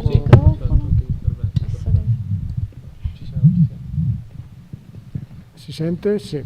Grazie di tutte le vostre osservazioni. Io ricordo appunto che il titolo della mia relazione era appunto, si centrava sull'eredità della guerra civile nell'esilio e che ovviamente ero un campione limitato davanti a una bibliografia che è immensa, sterminata. Dovevo cercare di fare qualcosa per vedere dei casi concreti che ovviamente potessero dare gioco ad analizzare come si costruiva un discorso e quali erano le linee basiche di questo discorso. Ovviamente ho dovuto anche riassumere molto, riassumendo sono anche stato tagliato, quindi su quella parte del PUM sono andato abbastanza correndo ed ovviamente è tutta la ragione che non si può tacere quelli che sono rimasti convinti rivoluzionari, che sono stati appunto nell'esilio, in vari movimenti, fra cui uno dei più importanti è quello che è il movimento socialista alla Catalogna, l'MSC, che negli anni 40 riprende l'attività e che poi sarà la base di vari gruppi che insomma arriveranno fino poi a confluire nel Partito Socialista della Catalogna durante la transizione. Quindi anche rispetto al discorso di questo anticomunista dei vari settori che ho analizzato, quello che appunto diceva l'Alfonso Botti, sicuramente sono andato correndo sui fatti d'Ungheria, che mi sarebbe piaciuto spiegarli un po' meglio su quello che erano appunto la riflessione del Victor Alba, e appunto lì sì che con gli scritti degli anni 50 allora Victor Alba presenta un nuovo tipo di argomenti dell'anticomunismo, precisamente un poco in linea con quello che è già stato detto, che poi ha fatto pure riferimento Jorge su questo tradimento del movimento operaio per parte degli agenti comunisti, dei sindicati comunisti, che invece bisognava ritornare a un'unità della classe operaia. E quindi questo sarebbe un rinnovamento che è molto in linea con questo rinnovamento del discorso sindicale. E poi non sono entrato molto sul tema del Congresso per la Libertà della Cultura, perché è stato molto studiato, però anche questo qui sarebbe tutto un altro grande tema che ho giusto toccato tangenzialmente. Però appunto quello che dicevi tu, Marco, è ovviamente interessantissimo. Potremmo scrivere un'enciclopedia, però ciascuno di noi deve cercare di limitare il campo di studio. Il Ruedo Iberico pure è stato studiato, le divisioni del PC di cui hai fatto riferimento hanno una lunghissima bibliografia. No, però dico che ovviamente sono tutti interessanti gli spunti per cercare anche di se riusciamo poi a fare una pubblicazione bisogna anche limitare tutti i casi, e sul caso appunto quello che mi chiedevi tu, sì, ci sono vari studi sulle...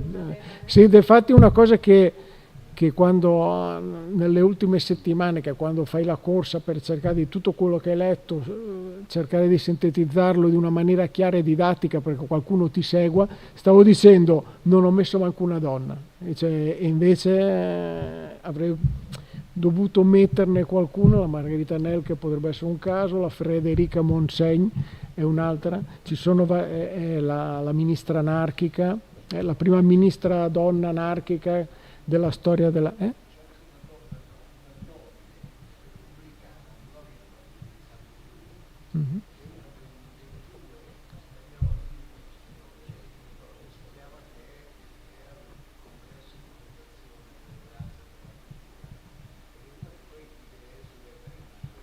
Mm-hmm. Però appunto come il campo per ricorrere è lunghissimo, anche se vuoi partecipare nel progetto, sarebbe bellissimo poter contare con te. E sulla bibliografia te la spedirò via email, d'accordo?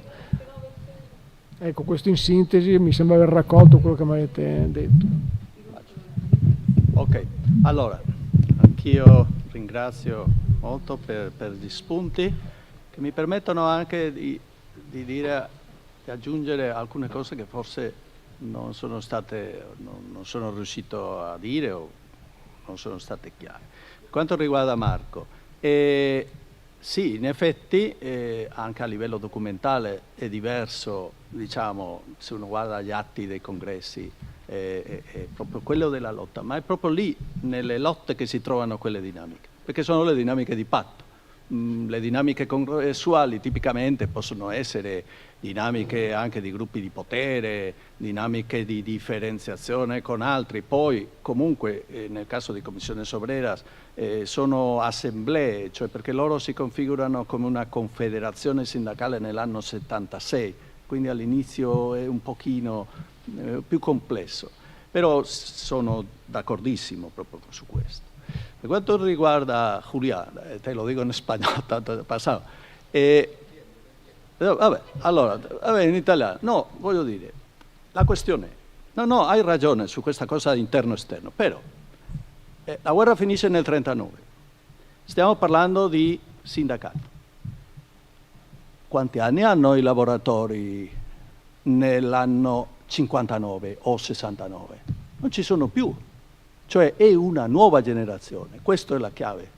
I lavoratori all'interno, quasi tenendo presente, uno, che i sindacalisti sono stati sterminati nel dopoguerra, perché era proprio i più pericolosi. È stato, si è detto, della normalizzazione, tra virgolette, delle fabbriche, dove proprio i rappresentanti sindacali erano assolutamente quelli, addirittura più rispetto a partiti clandestini che erano più difficili. Nella fabbrica tutti sapevano chi era e quindi se qualcuno c'era da perseguitare era quello.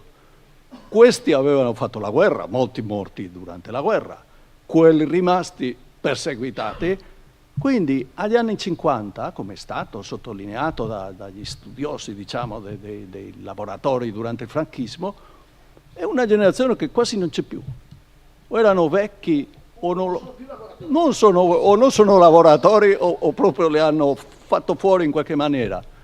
Quindi una nuova generazione che prende, tra virgolette, le lotte nelle fabbriche. E questo è rilevante perché? Perché all'estero non è così. All'estero, chi lavora all'estero, cioè i sindacati all'estero, che si organizza anche l'UGT, eccetera, eccetera, come peraltro avevano fatto gli italiani, tipico. Però voglio dire, quelli lì sono come migranti politici e quindi hanno una dinamica diversa e poi i loro leader, è un po' come quello del Partito Socialista, hanno un'altra età. Infatti il conflitto tra interno e esterno è anche un conflitto generazionale, come è stato anche detto da Alfonso. È una generazione che cambia. Qual è la differenza? Che nel movimento sindacale avviene prima, per questioni anagrafiche. Non casualmente il cambio nell'UGT avviene prima del Partito Socialista. Sono più giovani, no? E quindi è una dinamica dell'insieme che avviene prima nel sindacato, perché semplicemente il sindacato erano lavoratori, banalmente, e quindi loro nelle fabbriche erano più giovani, mentre un politico può andare avanti volendo. E poi all'esilio poi c'è un altro elemento che forse non voglio dilungarmi troppo, però nell'esilio c'è anche un'altra logica, che è quella che ci capita anch'io con la mia età, di autogiustificazione delle scelte di vita, che quello si vede molto nell'esilio ancora. Cioè uno deve, e quindi tutte queste dinamiche entrano in conflitto con chi dice va bene la guerra, va bene parlare della guerra, però voglio dire, dobbiamo fare un accordo adesso sindacale, che cosa facciamo? Va bene che mi parli della guerra, delle lotte di Negrin, eccetera, però adesso come risolviamo la huelga de bandas? Cose così. Non so se ti ho risposto, ecco, grazie. Benissimo, vi ringrazio anch'io per insomma, gli appunti e i problemi sollevati che effettivamente sono presenti. Telegraficamente sull'importanza della metà degli anni '80 del referendum sulla OTAN e sull'ingresso poi sono assolutamente d'accordo e andrebbe allargata assolutamente la cronologia a questo momento, che tra l'altro è un momento interessante se leggiamo González dal punto di vista di nuovo della prassi politica, perché Carrillo in un debate, non sono sicuro se è sempre un debate sopra lo Stato della Nazione, se dell'83 o dell'84, rimprovera a González di aver sostanzialmente portato già la Spagna a rimanere nella NATO prima ancora di discutere questo tema nel congresso del suo partito. E effettivamente nel discorso di presentazione che insomma di introduzione al dibattito sullo Stato della Nazione, dal discorso di González emerge, no, questo atlantismo che in realtà rappresenta anche un po' una novità del PSOE dei primi anni '80.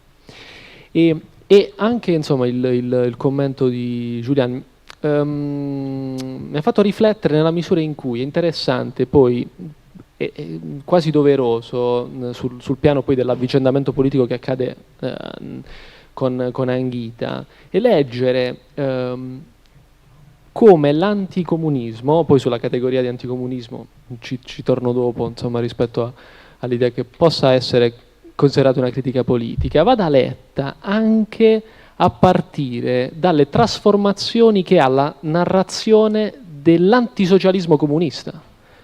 Cioè sono due cose che stanno insieme, cioè come reagisce la narrativa anticomunista a una trasformazione da questo punto di vista. Quindi sicuramente è un'ottima intuizione. Rispetto invece a la questione che sollevava Alfonso, che abbastanza complicata nella misura in cui entriamo qui in una logica di interpretazione e l'anticomunismo può essere considerato come critica politica. In un certo senso sì, ma da un altro punto di vista no, perché il lessema comunista continua ad avere un senso almeno fino al crollo del muro di Berlino. Dopo c'è una trasformazione, ma comunque nella prassi politica continua ad esserci questa parola. E non possiamo ignorare il fatto, cioè possiamo interrogarci sul fatto che questa parola cambi significato. Ora, se ho inteso bene, l'anticomunismo inteso come quell'insieme di preoccupazioni, di un rovesciamento completo dell'ordine democratico, probabilmente in González non c'è, almeno nel González della fine degli anni '80, perché ormai la Spagna è consolidata come democrazia. È vero che insomma i primi anni '80 sono abbastanza turbolenti con il golpe di Tejero, quindi comunque soprattutto l'ala neofranchista preoccupa. Però io credo che comunque resti la possibilità di definire questo anticomunismo, nella misura in cui esiste sul piano narrativo. Ora, tutte le narrative politiche alla fine cercano di descrivere la realtà costruendola, e poi non necessariamente questa costruzione è verificabile, cioè nel senso la preoccupazione che possa esserci un progetto di rivoluzione comunista è difficile da constatare se effettivamente se non si produce, però esiste la preoccupazione, e se diamo per vera questa preoccupazione, a questo punto l'utilizzo di questa espressione può avere un senso. Però di base l'anticomunismo di cui parlo è un anticomunismo che è sostanzialmente un dispositivo retorico all'interno di un contrasto non tanto ideologico ma elettorale, quindi politico, sì, quindi esiste in quanto forma, ma non è detto che esista in quanto contenuto. Quindi su questo sicuramente.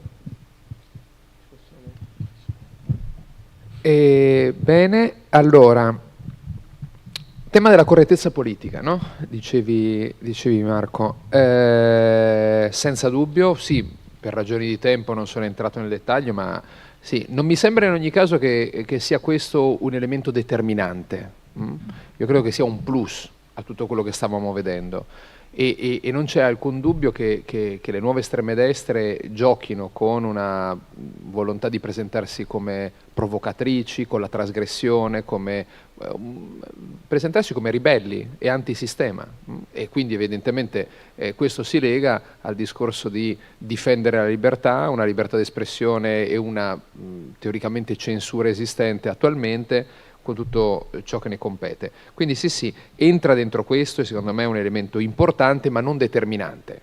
Questa è la questione.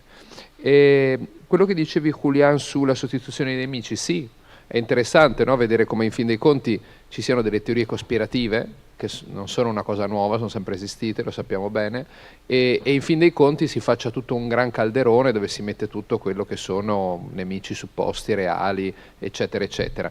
E quindi sì, potremmo dire, no, che in fin dei conti dalla cospirazione judeo-massonica bolsceviche siamo passati alla cospirazione woke, progre, globalista, no? Sì.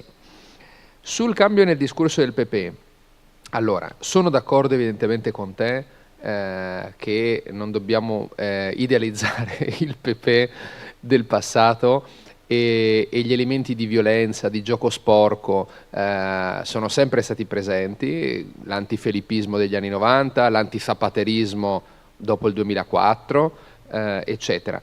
Detto ciò, io credo però che non possiamo nemmeno, cioè dobbiamo usare una certa finezza per capire se c'è stata qualche differenza e qualche cambiamento, perché se no alla fine finiamo un po', non sto dicendo che tu lo dicevi, no? ma di fondo è come quando si dice ma c'è il fascismo, non c'è il fascismo, ma tutte le destre sono fasciste, dico, sai il discorso, che alla fine mettiamo tutti in un calderone che sono tutti uguali.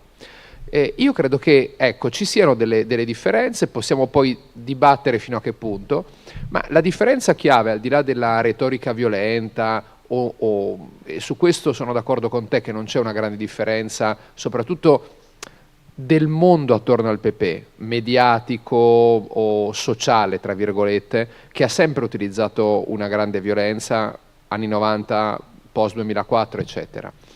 Jiménez Los Santos, voglio dire, c'è sempre stato lì. Però da parte del PP di comprare una serie di discorsi, per esempio sul fatto della critica all'ordine internazionale, che è vero che non ha lo stesso discorso di Vox o di Trump, no? Tanto che la FAES ha fatto dei documenti criticando Trump. Però Ayuso o di fondo in questi compagni di viaggio del PP, che potremmo chiamare, c'è invece l'anti-woke, la critica alla società aperta, perché questo è di fondo, Beh, ecco, il PP di Aznar e il PP di Rajoy non ce l'aveva. Ecco, e quindi questa è una differenza secondo me importante e su cui non possiamo secondo me perdere di vista, perché questo si lega poi con delle dinamiche internazionali che mostrano come ci sia stata una radicalizzazione della destra mainstream che abbia comprato una serie di discorsi e ciò che permette poi l'alleanza con le estreme destre. È quello che, vabbè, in Italia non dobbiamo spiegarlo a nessuno. Chiudo rapidamente con due cose. La questione del piano emotivo irrazionale di cui diceva Alfonso, senza dubbio, e le reti sociali su questo, evidentemente internet e le nuove tecnologie amplificano tutto questo, perché il video di Abascal si fa per TikTok. Quindi questo evidentemente l'emotività, come funzionano gli algoritmi, eccetera, è di fondo. E l'altra questione che Giacomo tu mettevi sul piatto, no? Beh, è una questione su cui riflettere, non voglio darti adesso una risposta, però mi sembra... Sì, esattamente, no, io credo che sia una riflessione su cui lavorare e in parte sono d'accordo con le riflessioni che facevi un po' dei cambiamenti. Se questo, diciamo, porta a invalidare la categoria di anticomunismo, non ne sono così sicuro. Vi chiudo però con una cosa, lasciatemi un minuto. Stavo cercando, perché secondo me, ecco, di fondo, dicevi anche tu Giacomo, la questione dell'opposizione alla rivoluzione francese non funziona, no? Cioè, come dire, o non funziona tanto. Secondo me sì, cioè, voglio dire, non voglio sembrare fissato, ma la reazione cioè l'anti-illuminismo, l'antirazionalità, l'antimodernità, attenzione, perché modernità ce ne possono essere tante, cioè non è che c'è solo la modernità, diciamo, che noi vincoliamo a quello che poi sono le democrazie social liberali, no? Al post rivoluzione francese. Ecco, quello è presente. Vi leggo una cosa e non vi dico di chi è. Allora, più che escludersi, i due concetti di identità e tradizione si integrano e completano a vicenda. Per quanto i sostenitori della società aperta e della modernità liquida si sforzino di affermare la possibilità di forgiarsi un'identità del tutto avulsa dalla tradizione che ci è data, imponendo politiche sociali e culturali che in nome del progresso cercano di sradicare dalle fondamenta il modello di civiltà che i popoli europei hanno creato nei millenni, la realtà effettiva ci riporta sempre alla stessa conclusione. Nasciamo immersi in un orizzonte e siamo figli di una storia data. E concludo con un'altra cosa. Dov'è che è? Qui. Sì. La nostra civiltà è ormai aggredita nelle sue strutture costitutive da un attacco concentrico portato avanti nel nome della lotta ai pregiudizi con lo stesso schema ideologico che l'illuminismo per primo inaugurò nella sua crociata in nome della ragione contro l'autorità della tradizione. È nel nome di questa secolare lotta ai pregiudizi che si smantellano le strutture della parentela, la sacralità della vita, la costituzione spirituale della civiltà europea. L'arma più potente nelle mani di chi vuole imporre le politiche gender, le adozioni per le coppie omosessuali, l'eutanasia, la legalizzazione delle droghe, l'accoglienza buonista e indiscriminata verso i migranti è quella di crocifiggere gli avversari con lo stigma del pregiudizio. E qui si collega a quello che diceva Marco. Di chi è? Umberto Eco? Ma mi auguro di no.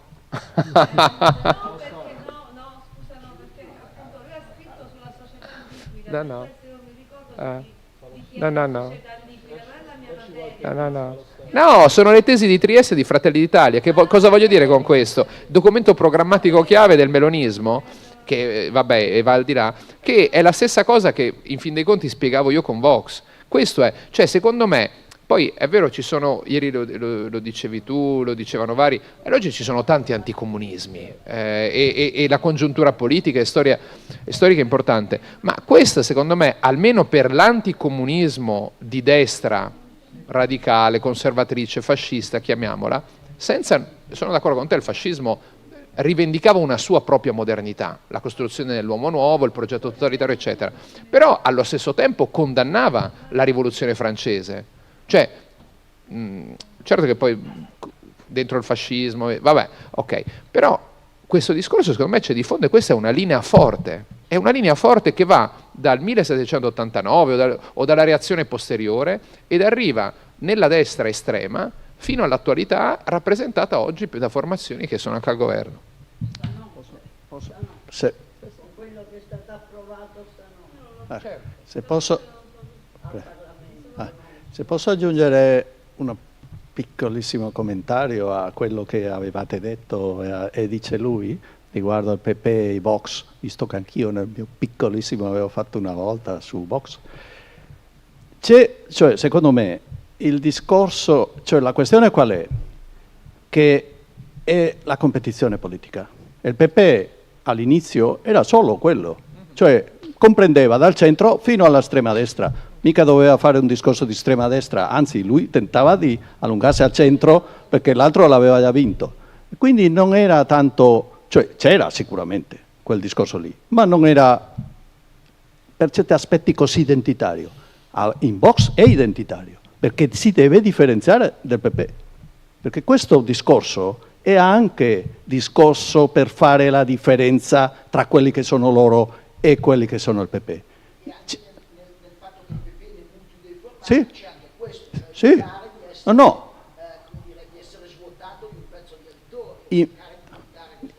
Infatti Vox Abascal denominava, insultava a quelli del PP dicendo questi non sanno, com'era la parola che usava per definire la derecita cobarde.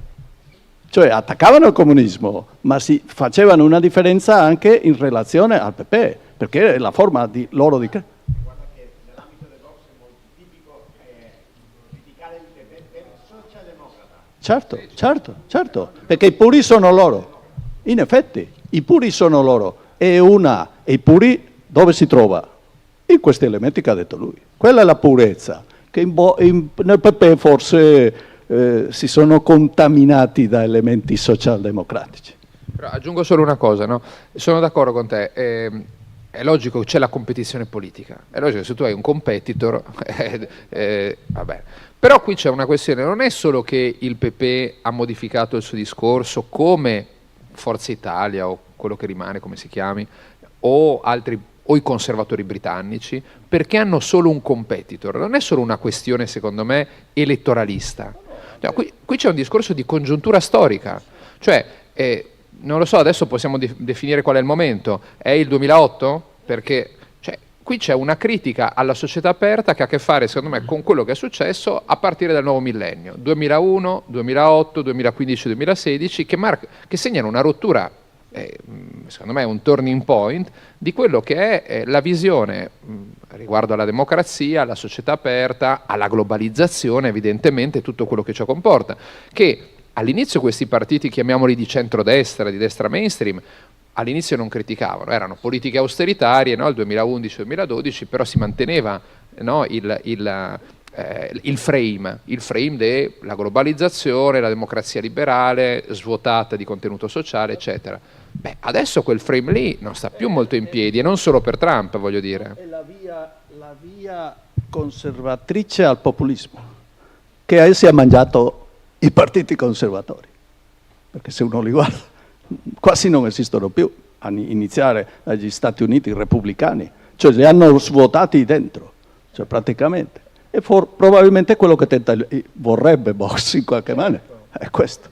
Però è una via populista, diciamo, che elimina, che svuota il pensiero conservatore tradizionale, per certi aspetti. Funziona di più rapidamente, diciamo, nei paesi dove la dinamica elettorale è, come dire, il nucleo duro dell'esistenza Polarizza. del partito, cioè il Sì. partito è una cosa che organizza le elezioni, no? Mentre dove il partito non è solo una cosa che organizza le elezioni. Dimmi un paese dove c'è un partito che non è solo elettorale, nel 2025. Rispetto a 50 nella anni fa. visione, non rispetto a 50 anni fa, nel nostro mondo, chiunque voti un partito, critichi un partito, attacchi un partito, pensa al partito come una scatola che, di base, organizza le elezioni, fa il programma elettorale, eccetera, sceglie i candidati e così così. Però, come dire, è comunque percepito come un riferimento identitario. Identitario non dell'identità personale, era una volta, che definisce chi sono io, ma l'identitario che definisce quello che è lui, ecco, no? Mentre per esempio nella tradizione americana i partiti sono realmente delle scatole che nascono, si rivitalizzano nel momento in cui ci sono le elezioni di interno e le elezioni di presidenza. E ovviamente lì le dinamiche sono più accelerate in questa, cioè tu puoi conquistare populisticamente un partito più, e tra l'altro tranquillamente, è già successo, se pensi Goldwater, pensi, cioè ci sono stati dei momenti in cui, come dire, il partito repubblicano è stato colonizzato da un ma persino discorsivamente nei momenti in cui il partito democratico è stato contagiato da una realtà populista, più PDL è il caso forse più evidente, cioè, come dire, in qualche modo i partiti, chiamiamoli europei, sono anche un'altra cosa, salvo quelli nati nuovi, no?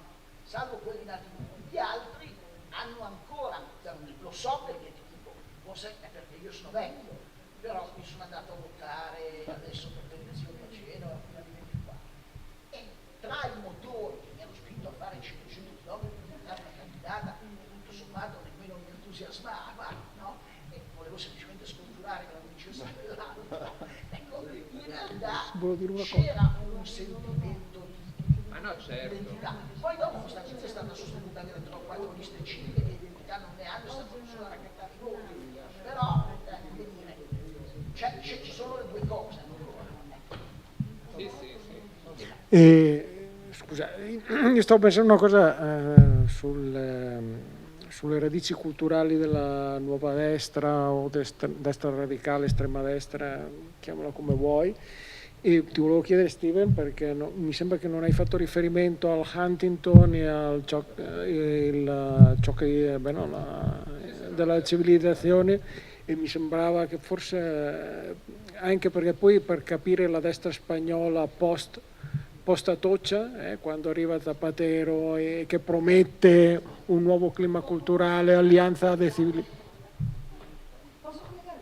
Sì, un momento, finisco subito. Quello dell'Alleanza de Civilizaciones, che negli anni, agli inizi, dopo Atocha, dopo quello che rappresentava quel PP, che si radicalizza anche perché perde le elezioni, e poi entra questo discorso dell'Alleanza delle Civilizzazioni.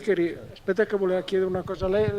Scusa Deborah che ti ho rubato. È un po' sulla stessa linea, perché l'avevi citato e mi interessa moltissimo, però poi non ti sei dilungato sul punto, Steven, la questione dell'impero, della memoria dell'impero, del panispanismo e come entra nel discorso anticomunista, insomma, di Vox, eccetera, non soltanto in termini negativi, quindi la critica al castrismo e così, che ne hai accennato, ma anche in termini di costruzione, ecco. Esatto. Vabbè, non voglio ci metto un minuto. Allora, no, questo, Giovanni, questa cosa qui è importante, però mi domando, cioè per quello che stavamo dicendo prima, no? In realtà la mia impressione è che il discorso dello scontro di civiltà di Huntington è accettato anche da una buona parte del centro-sinistra in quegli anni, in genere a livello europeo occidentale, chiamiamolo così, no? Beh, tanto che Huntington è lettura obbligatoria durante un bel periodo a tutte le scienze politiche, no? Era la lettura, cioè Pasquino dava a Huntington come lettura, e fine anni 90, primi 2000. E si lega in realtà, secondo me, a diciamo quel momento dei swinging 90s dove c'era la fine della storia di Fukuyama, lo scontro di civiltà di Huntington, l'ordine unipolare statunitense, che poi dopo il 2001 evidentemente entra in crisi profondamente, il 2008 lo ammazza per capirsi, insomma, o almeno segna la fine a vista posteriori. Ecco, però in realtà quel discorso lì, certo che in nuce possiamo vedere parlare di scontro di civiltà, eccetera, eccetera, poi viene il 2001, l'islamofobia, il terrorismo, la lotta al terrorismo, eccetera. Però in realtà quel momento lì, 95, 97, 98, 99, non porta in sé una critica alla società aperta, al contrario. Cioè, lo scontro di civiltà di Huntington, in fin dei conti, viene sull'onda lunga della fine della guerra fredda e sull'onda lunga della fine della storia, dicendo: certo, abbiamo dei nemici che sono civiltà diverse perché non sono liberal democratiche, Però non è criticare la società aperta, che secondo me invece è il cambiamento che si è dato più recentemente anche in questi settori, diciamo, della destra mainstream, no?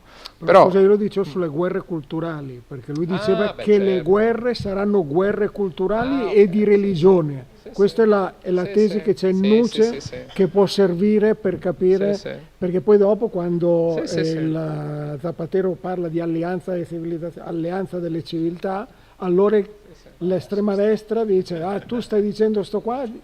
Noi diciamo che l'attentato della Toccia l'hanno fatto quelli dell'ETA, però sappiamo che sono arabi, e poi arriva l'Aznar dicendo sappiamo chi sono i teorici che hanno messo le bombe nella stazione dei treni. No, certo, c'è anche quell'evento lì. E un secondo, quello che domandavi?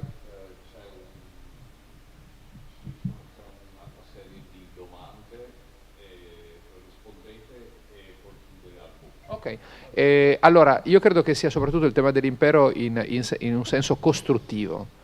Cioè il tema dell'impero di Vox e voglio dire, certo appare i nemici della democrazia e della libertà, il comunismo nella Carta di Madrid, eccetera, eccetera, però è soprattutto costruttivo in una logica di, diciamo, i paesi che hanno fatto parte dell'impero spagnolo, con cui condividiamo una lingua, una storia, una cultura, una religione, e ciò che poi implica anche che per Vox l'immigrante latinoamericano non è un immigrante da rimandare a casa, no? Anzi, cioè, quindi no, un ispanismo etnico qualcuno l'ha chiamato con ragione, no? E quindi anzi lì poi è un votante possibile, molto. Quindi è soprattutto secondo me costruttivo sul fatto, no, di questa visione dell'impero per una serie, diciamo, di legami, un'anglosfera alla spagnola, no? Però legato molto più che nel caso britannico anche alla religione, che gioca un peso importante.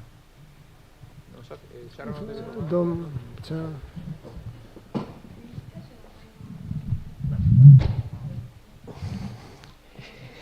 No, era più per specificare, adesso non voglio fare un dialogo a due, ma in realtà non è a due, perché credo che sia un po' una questione che connette tutte le discussioni che ci sono state. Quella citazione che hai fatto che possiamo chiamarlo manifesto di Fratelli d'Italia, insomma, chiamiamolo in un certo modo così, ecco, viene proprio al pelo, come si dice, perché il punto è questo: ho paura, cioè una paura metodologica la mia, che metto lì proprio come questione da affrontare poi come una riflessione, che se dilatiamo troppo la categoria dell'anticomunismo, se iniziamo a ampliarla, a metterci dentro di tutto, allora diventa l'antimodernità. Perché quello lì di anticomunista non c'è niente. C'è in altre parti. No, c'è in altre parti, ma quel ragionamento, c'è l'idea che c'è quella è la versione, il tradizionalismo all'attacco, cioè dire l'ordine non è volontaristico, noi possiamo muoverci in un ordine che è dato, possiamo fare certe cose, ma l'ordine è un ordine dato. Recuperare l'idea che quindi, ed è lì che allora la rivoluzione francese è l'anatema. La rivoluzione francese è l'inizio dell'ordine volontaristico, ecco, sì. Sì. Forse avete l'altro microfono, no, perché se no non ci sentono da casa per questo. No, ma dico, non per interrompere, ma visto che...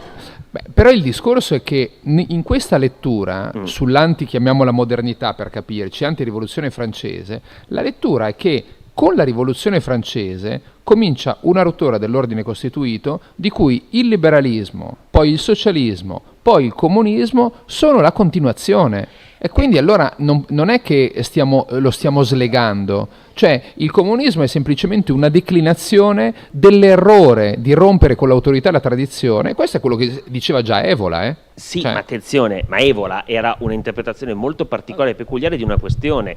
Lui riteneva che l'anticomunismo fosse necessariamente antiliberalismo, ma una parte fondamentale dell'anticomunismo non è antiliberalista. E questo è il punto. Il grosso dell'anticomunismo è stato per anni un anticomunismo liberal, altamente liberal, ed è questo che allora fa saltare. Il fatto che oggi venga recuperato è il punto, che c'è un attacco incrociato e che vede nella democrazia liberale un effetto ultimo di applicazione di logiche latamente antitradizionaliste e quindi inquadrate come comuniste. Ma questo è oggi. Non rischiamo di retroproiettare nel momento in cui ampliamo la categoria di anticomunismo su epoche invece che vedevano nell'anticomunismo la bandiera del liberalismo. qualcosa che non funziona, e questa è la mia paura di avere quella che io spesso chiamo in un modo molto basso di cadere nell'errore del tenente Colombo. Noi sappiamo com'è finita la storia e lo applichiamo e la leggiamo, quindi l'assassino è lui, è ovvio, allora adesso guardo come la ricostruisco. E con una categoria come l'anticomunismo, soprattutto per come viene farcita di cose che non c'entrano assolutamente nulla ultimamente, questo rischio, se io lo proietto come categoria storiografica, inizio a volerla allora definire, parcellizzare e dire attenzione, se vado a 40 anni fa, nessuno era o anche a 50 60, nessuno era anticomunista di uno del PLI, cioè del Partito Liberale, cioè questo è il punto. No, però quello che dicevo era solo, no, e qui chiudo, lo dicevi tu ieri, lo diceva anche Alfonso, ci sono tanti tipi di anticomunismo. Allora una cosa è l'anticomunismo dell'estrema destra, è su quello che io dicevo, secondo me c'è questa linea di continuità, però ci sono tanti tipi di anticomunismo, logico. Telegraficamente, davvero velocemente, volevo dire giusto una cosa su questo. Perché sosterrei comunque la tesi di estendere la categoria, semplicemente spiegando banalmente il fatto che ad esempio oggi il progressismo, che 30 anni fa non esisteva, è sostanzialmente costruzionista.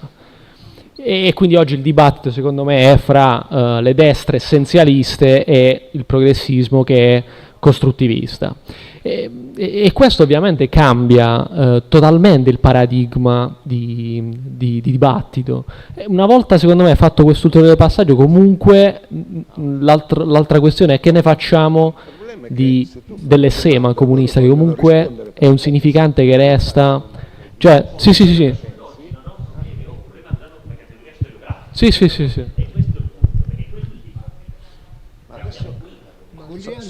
Soltanto una cosa veloce. Non è una domanda, non è lo stesso,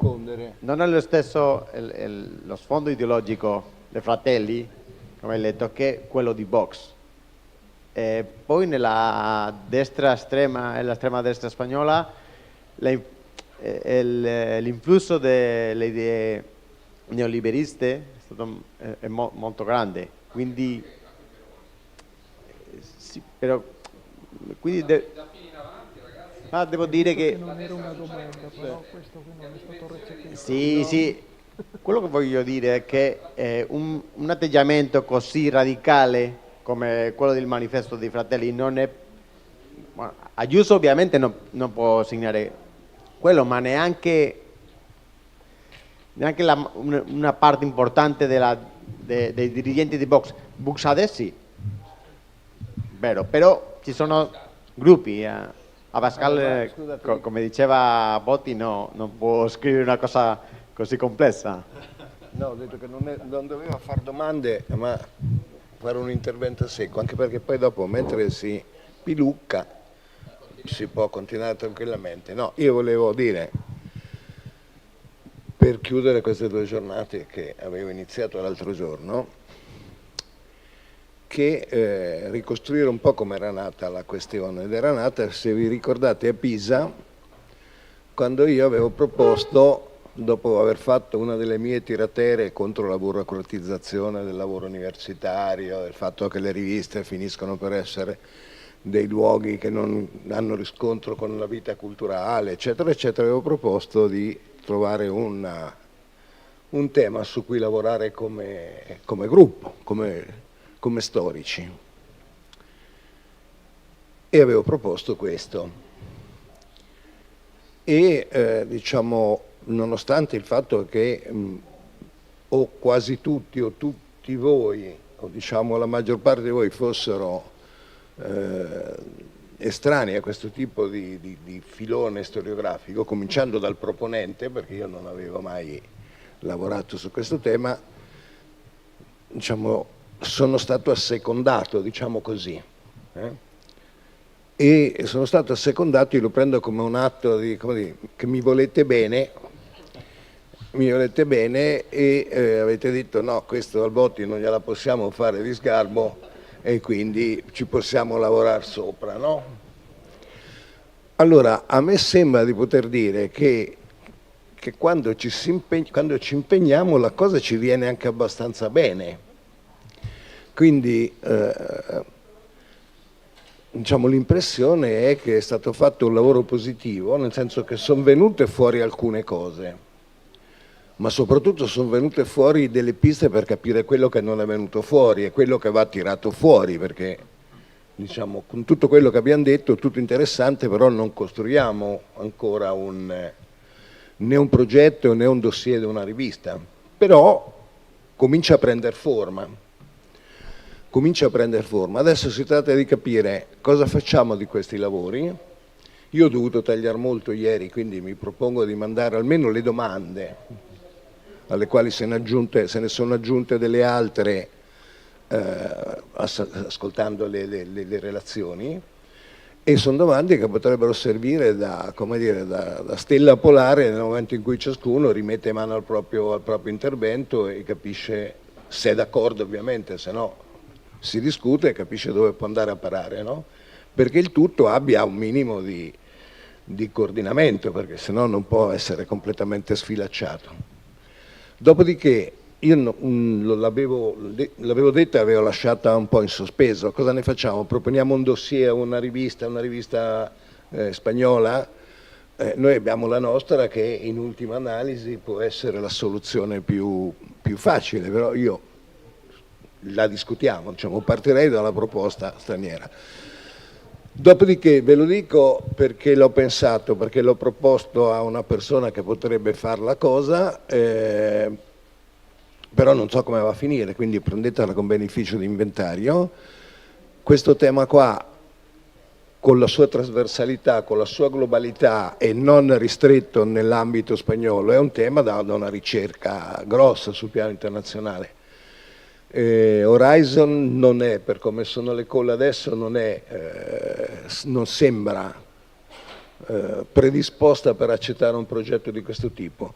Mi è stato suggerito, adesso lo stiamo verificando, però la cosa mi stuzzica molto, i bandi brasiliani. Perché intanto perché c'è una situazione politica ancora da un certo tipo con Lula, intanto perché questo è un tema molto sensibile nell'area latinoamericana, anche se noi ne abbiamo parlato, a parte Mario Vargas Llosa come punto di riferimento, poi dopo ce la siamo persi perché dovevamo parlare della Spagna, però potrebbe essere una possibilità, ve la dico, insomma, una possibilità, tratta di vedere poi che colle escono e come si può fare. Poi diciamo, su questo si attacca il fatto che io dovrei stare 6 mesi in Brasile e quindi avrei la possibilità anche di guardarla da vicino questa cosa.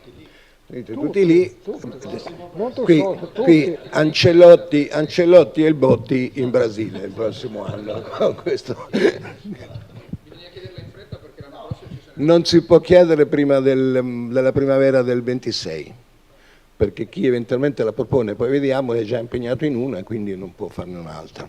Tra l'altro, se vi fidate nel mio parere di essere uno che ha pasticciato un po' nella vita con l'America Latina, forse più della media di molti di voi, perché me ne sono occupato, il discorso anticomunista in America Latina ha un'importanza bestiale, dovuto al fatto che, come dire, quando scoppia la guerra fredda, per davvero c'è l'illegalizzazione dei partiti comunisti in quasi tutti i paesi, la persecuzione dei comunisti, il caso più noto è quello di Neruda che deve scappare, attraversare le Ande, ne ha parlato anche quando gli hanno dato il Nobel per la letteratura, vi ha raccontato questa storia qua, insomma, no?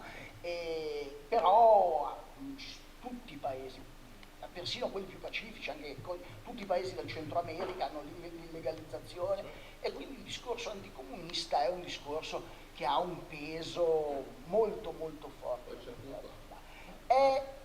Ci complica un po' le cose perché sono tanti archivi, tanti paesi, tante realtà tutte diverse. Però ci sono anche, credo ci sono anche già persone che hanno lavorato sì, certo, in Brasile, in Uruguay, certo, ci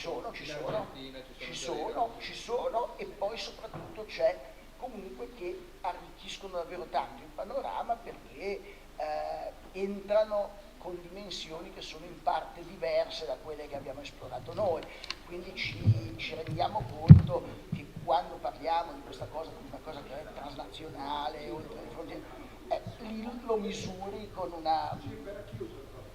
come? già finito? Ah, scusate, allora come non è? Bene.